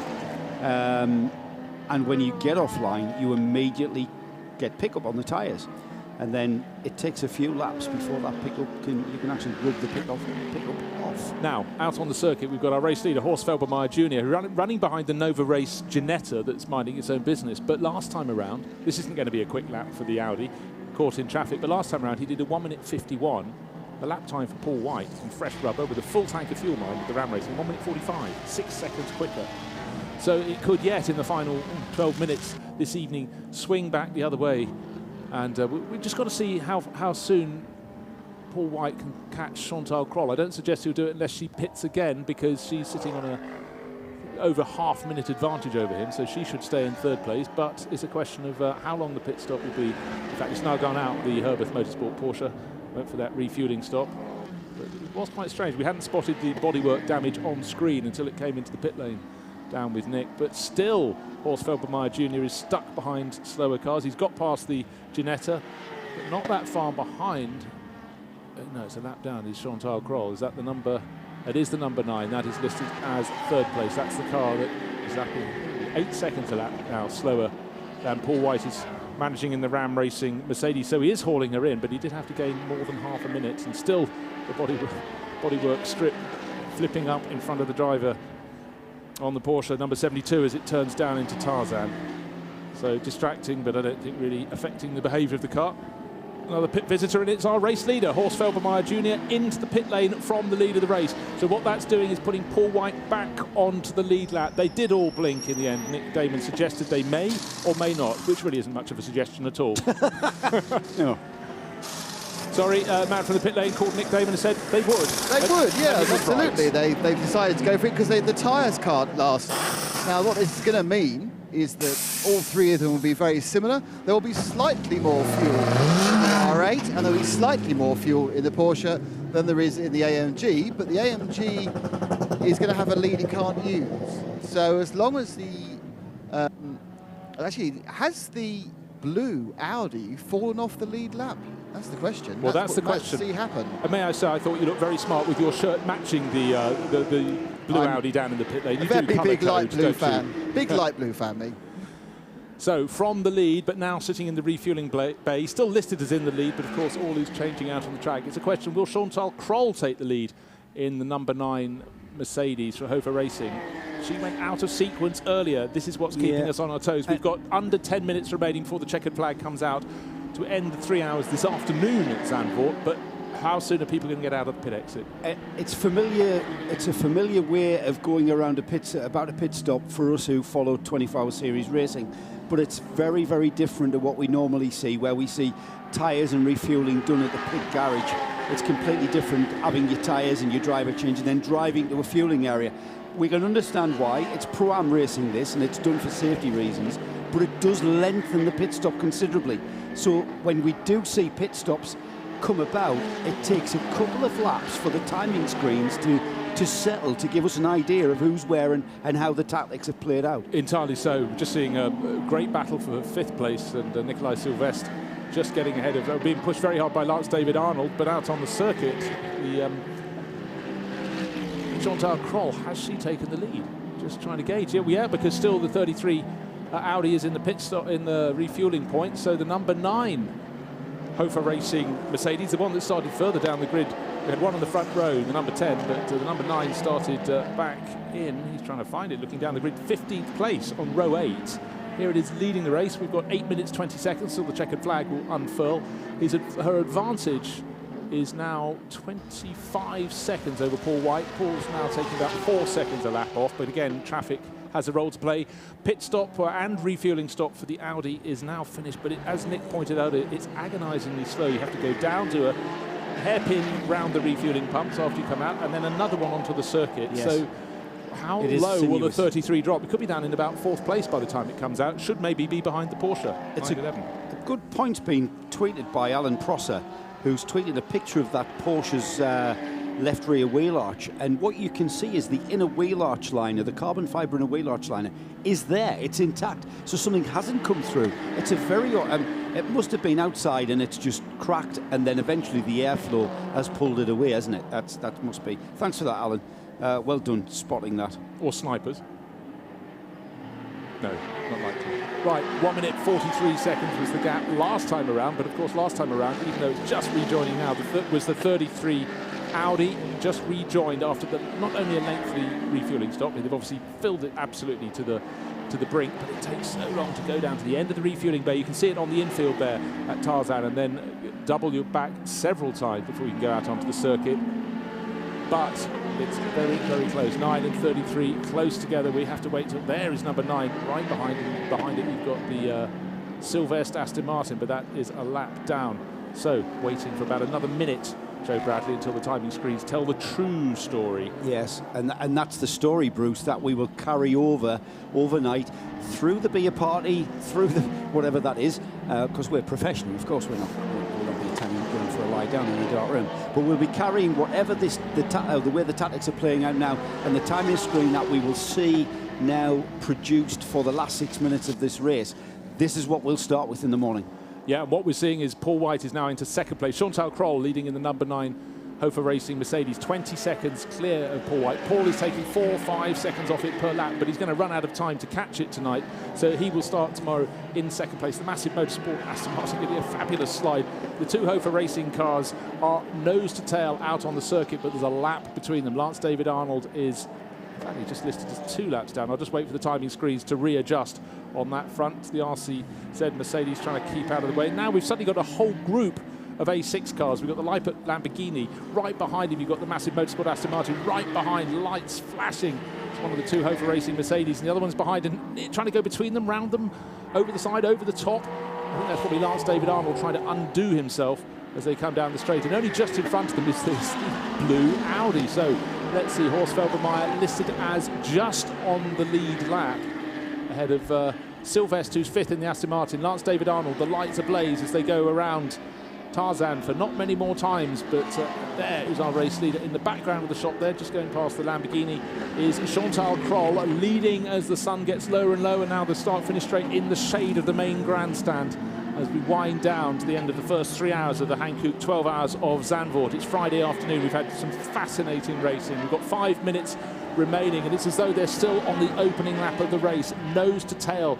Now you have in 4th place, you have Horst Felbermayr being pushed very, very hard indeed by the Aston Martin right on his tail, and in turn with the lights flashing behind is Lance David Arnold in the number 10 Mercedes SLS AMG. He's diving one way round the Audi, and diving up the inside went the Aston Martin. He's demoted the Audi, and so too has Lance David Arnold. He's now diving up the inside and not making it work at the back part of the circuit. He tries to depose the Aston Martin, and now he's lost out as a Porsche in front drifts a little wide. So it looks though the Aston Martin has gained a good advantage there, and Horst Felbermayr Jr. really has been pushed wide there and demoted by the pair. Great racing. So final 4 and a bit minutes. There's 15 seconds now. Another 5 seconds gained by Paul White as he closes on Chantal Kroll. Chantal leading the Swiss racer. She shares with father Michael Kroll the Hofer Racing Mercedes, and they are going to be the leaders tonight unless something very untoward happens in the final 4 minutes. The checkered flag is almost coming out. 3 and a bit minutes to go for that, but reducing that lead, but doesn't look as though it's going to make any difference at all. Paul White for Ram Racing. Maybe we should summarise just who is where when we come towards the end of this segment. So we've got Chantal Kroll in the number 9. We should really be able to assume or presume when she is going to need to pit tomorrow. Is she going to be an early visitor? Is she going to be... What's she got on board? She's the one who sort of got out of sequence. She did an extra stop rather earlier than her rivals and took on a fraction of a tank of fuel. What we do know is the Ram Racing Mercedes, it's giving chase and is now only 12 seconds behind her, will be starting tomorrow on relatively fresh tyres, full tank, nearly a full tank of fuel. So that gives them many more options when it comes to choosing the tactics for tomorrow, because all it takes is the code 60, and then it gives you choices. Do we carry on staying out, or do we come in and top right back up again with little damage in terms of time? But they're still racing to the end, into the final 3 minutes. Gap between first and second, 12 seconds. The gap between second and third, which is Paul White's Ram Racing Mercedes, and Ralph Bone in the 911 Porsche from Herbert Motorsport is another 30 seconds. Then comes Horst Felbermayr Jr., listed in 4th place, but a lap down in his Audi. And then Lance David Arnold now ahead of Nikolai Silvestre. The second of the Hofer Racing Mercedes has now gone up to 5th, ahead of the Aston Martin. We have a big spin out at the back of the circuit. Turn 8, that's down at Masters Bock. It looks like the 62 Porsche from here, quite hard to pick it out in the sun. And it was hit by one of the other Porsches, so that's a little bit of fracture. No, hold on, is that the number 30 Mercedes? That's the Ram Racing Mercedes with Paul White on board. Just waiting for confirmation. Looks as though Paul White has got caught out with the 62 Porsche just as he was closing in 2nd position. Always looking great for tomorrow morning. You know what? That was commentator's curse, Bruce. We were saying what a good position that he was going to be in. Here's a replay. On the dusty side of the track, trying to go up the inside, hits the curb on the inside, hits the Porsche in the middle of the track, round they go. So that was trying to get... He didn't really need to have to push that hard. He wasn't going to close down the 12 seconds in the final... What are we into? 1 and a bit, 2 minutes of the race. He was going to be starting right behind, but he ran out of space down the inside. He was clearly pushing, Bruce, and you could see that Dusty was, Yeah. So that another aspect. He's got going again now. How much time will he have lost? He'll be back down in about 5th position. He'll be a lap down. So just as he was trying to... I can't see the point. The number 73 Porsche has now been in the wars off on the infield of the circuit, so suddenly it's all changing. It looked as though Paul White and Ram Racing would start with almost a fuel tank of fuel, almost fresh tyres tomorrow morning from 2nd on the grid. It was running out of time, not enough time to catch the race-leading number 9 Hofer Racing Mercedes. It's now sitting on a very tidy lead of 45 seconds over the Ralph Bone Herbert Motorsport Porsche, which of course will start 2nd tomorrow. We're into the final minute of the race before the checkered flag comes out. Where is Paul White? When will he come across the start-finish line? I don't think there's any damage to the car. It's just a spin.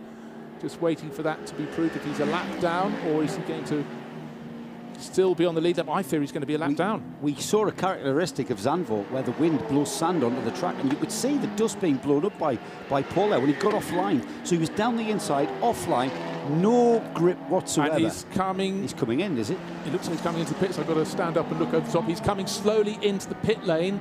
We have 25 seconds on the clock on the starting gantry, looking for any damage. Was the contact there on the right of the left of the car from the driver's point of view? Not sure there was, but there was a lot of dust on that inside line. The checkered flag will be out in 10 seconds. Chantal Kroll leading the race. Now let's see what the mechanics are coming to do. Looks like the dolly jacks is up, and that's going into the garage by the looks of things. Nick Damon's down there. Let's throw to Nick. First of all, they will take a penalty because the pit lane is closed, regardless what happens here. As you can see, there's a broken front splitter, a broken area there. He's gone in and come underneath the front of the car. The bonnet's not sitting correctly at the front. He's deranged the front of the car and the under tray. That is going to be probably, and I don't want to jinx him. Oh, there's fluid. My guess is there's fluid. Good point. Yep, it's leaking water from the radiator. They will start tomorrow, I'm afraid to say, with a 10-lap penalty. So effectively, that over opportunities move, we didn't need to make it with 2 minutes to go, and it's going to cost them 10 laps. They'll be able to repair the radiator, they'll be able to repair everything else, but certainly when this has happened before, the teams that do this sort of work during parc fermé conditions get a 10-lap penalty. Well, Stuart Hall might as well go to the beer party tonight then. Well, that's really bad luck. We just were given another replay. Checkered flag is out. No more time to run on the clock. And, well, that was an interesting manoeuvre, but certainly more dust. In the early laps of the race, we had people going down the inside into that corner. We haven't for a while because the race seemed to have stretched out a bit. But that was a lot of dust. There was no chance of him making that corner once he got onto that dust on the inside. Well, Bruce, there were 3 wide. The Porsche was down the inside of another car, and he was downside of them both. And there was nowhere for him to go. He was invariably, he had nowhere to go. And he was obviously on the brakes, understeered into the side of that Porsche, damaged the car, and it couldn't have been at a worse time in this race. Pits are closed. We're in parc fermé conditions, and now they've got to do a repair job. And they know for sure they've got well, if Nick is 100% right, and I'm sure he is, a 10-lap penalty. 9 hours, they have to make up more than a lap every hour. That is a big ask. It's not impossible, but they will need all their ducks in a row. They will need all of their calls to be absolutely spot on, and no more mistakes. I was about to say it, no further incidents like that. I mean, you know what, if that was an hour into the race, yes, you know, we can get away with that because it's not going to take you 10 laps. No. What's 10 laps? About 15 minutes? Yeah. you know what? That No, might it's more be than a that. 15-minute job. No, That it's about 18 minutes. Is it? Yeah. That might be more than a 20-minute job. Under pressure, that is. Well, Paul White's up there talking to Tom Onslow-Cole, trying to explain what happened. Certainly he ran out of options once he'd made the dive up the inside. Wouldn't mind getting Nick to get in there. I know we don't really like to put Paul on the spot, but you know, it's easy for us to judge here because we're not in the throw of it. You know, our adrenaline isn't up. We can easily judge, and we're not critiquing anyone here. We're just observing, and it was a split-second judgment of getting past slower traffic, and how many times can that come back to bite you? And it has, Paul. Maybe Nick, if Nick can hear, he may be able to get a word with Paul White and get an explanation as to just what happened. Nick? Oh, I'm down here. Yeah. I love it how you give me the easy jobs. I'll see if I can just have a quick word. It's easy for chocolate. Paul, quick word. Obviously desperately bad luck, but what happened? It's traffic. At the end of the day, you know, you can only go so far without occasionally coming together. It was just unfortunate. It just turned me into a little spin and just caught the barrier on the way up. It looked when you go in that corner, you were actually locked up, so you're obviously trying to avoid it. Were you caught out by the Porsche, overtaking the Porsche you went in there? Well, I was fairly comfortable with both Porsches. I mean, I'd been behind all of them over the top of the hill. I was confident the guy had seen me, but clearly I was wrong. Very bad luck. So that's very... A nice chocolate bar doesn't make up for a 10-lap deficit, I'm afraid. So I feel desperately sorry for Paul, actually, there, because I think he was quite confident, and I think at that point, suddenly... But this is multi-class racing. It will bite you when you least expect it. Yeah, and this is why we love it, isn't it? Because from our perspective, from our job up here in our ivory tower, incidents can happen at the very last moment. It isn't over until it's over. Well, that's the thing. We were actually, for once, quite confident we knew what we were talking about. As we did, didn't we? Thinking about, we're just setting the scene for tomorrow's race, and that's put a different twist on it because he's in the pits, listed as 6th overall, but there's a 10-lap penalty tomorrow. I'll just give you an example. After 3 hours, we've managed 88 laps, and they've got 10-lap deficit to take in tomorrow with 9 hours of racing to come.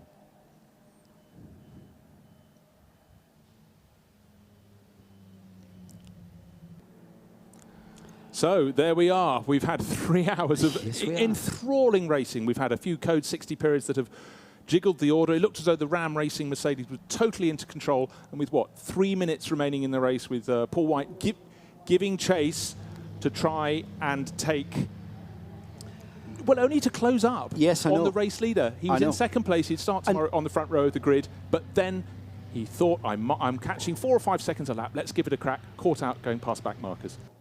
And I'm sure he's not aware of that because he hasn't got the information that we have in front of us. But as we just speculated, the number 9 Mercedes was going to have to pit much earlier than him. He was going to be in a great position to have a long stint to get a good solid lead. Now they're chasing the game. 10 laps to make up in 9 hours. All right, it's doable. However, as you said, Bruce, there's a lot of ducks got to be in a row and there's a lot of cards got to fall in place.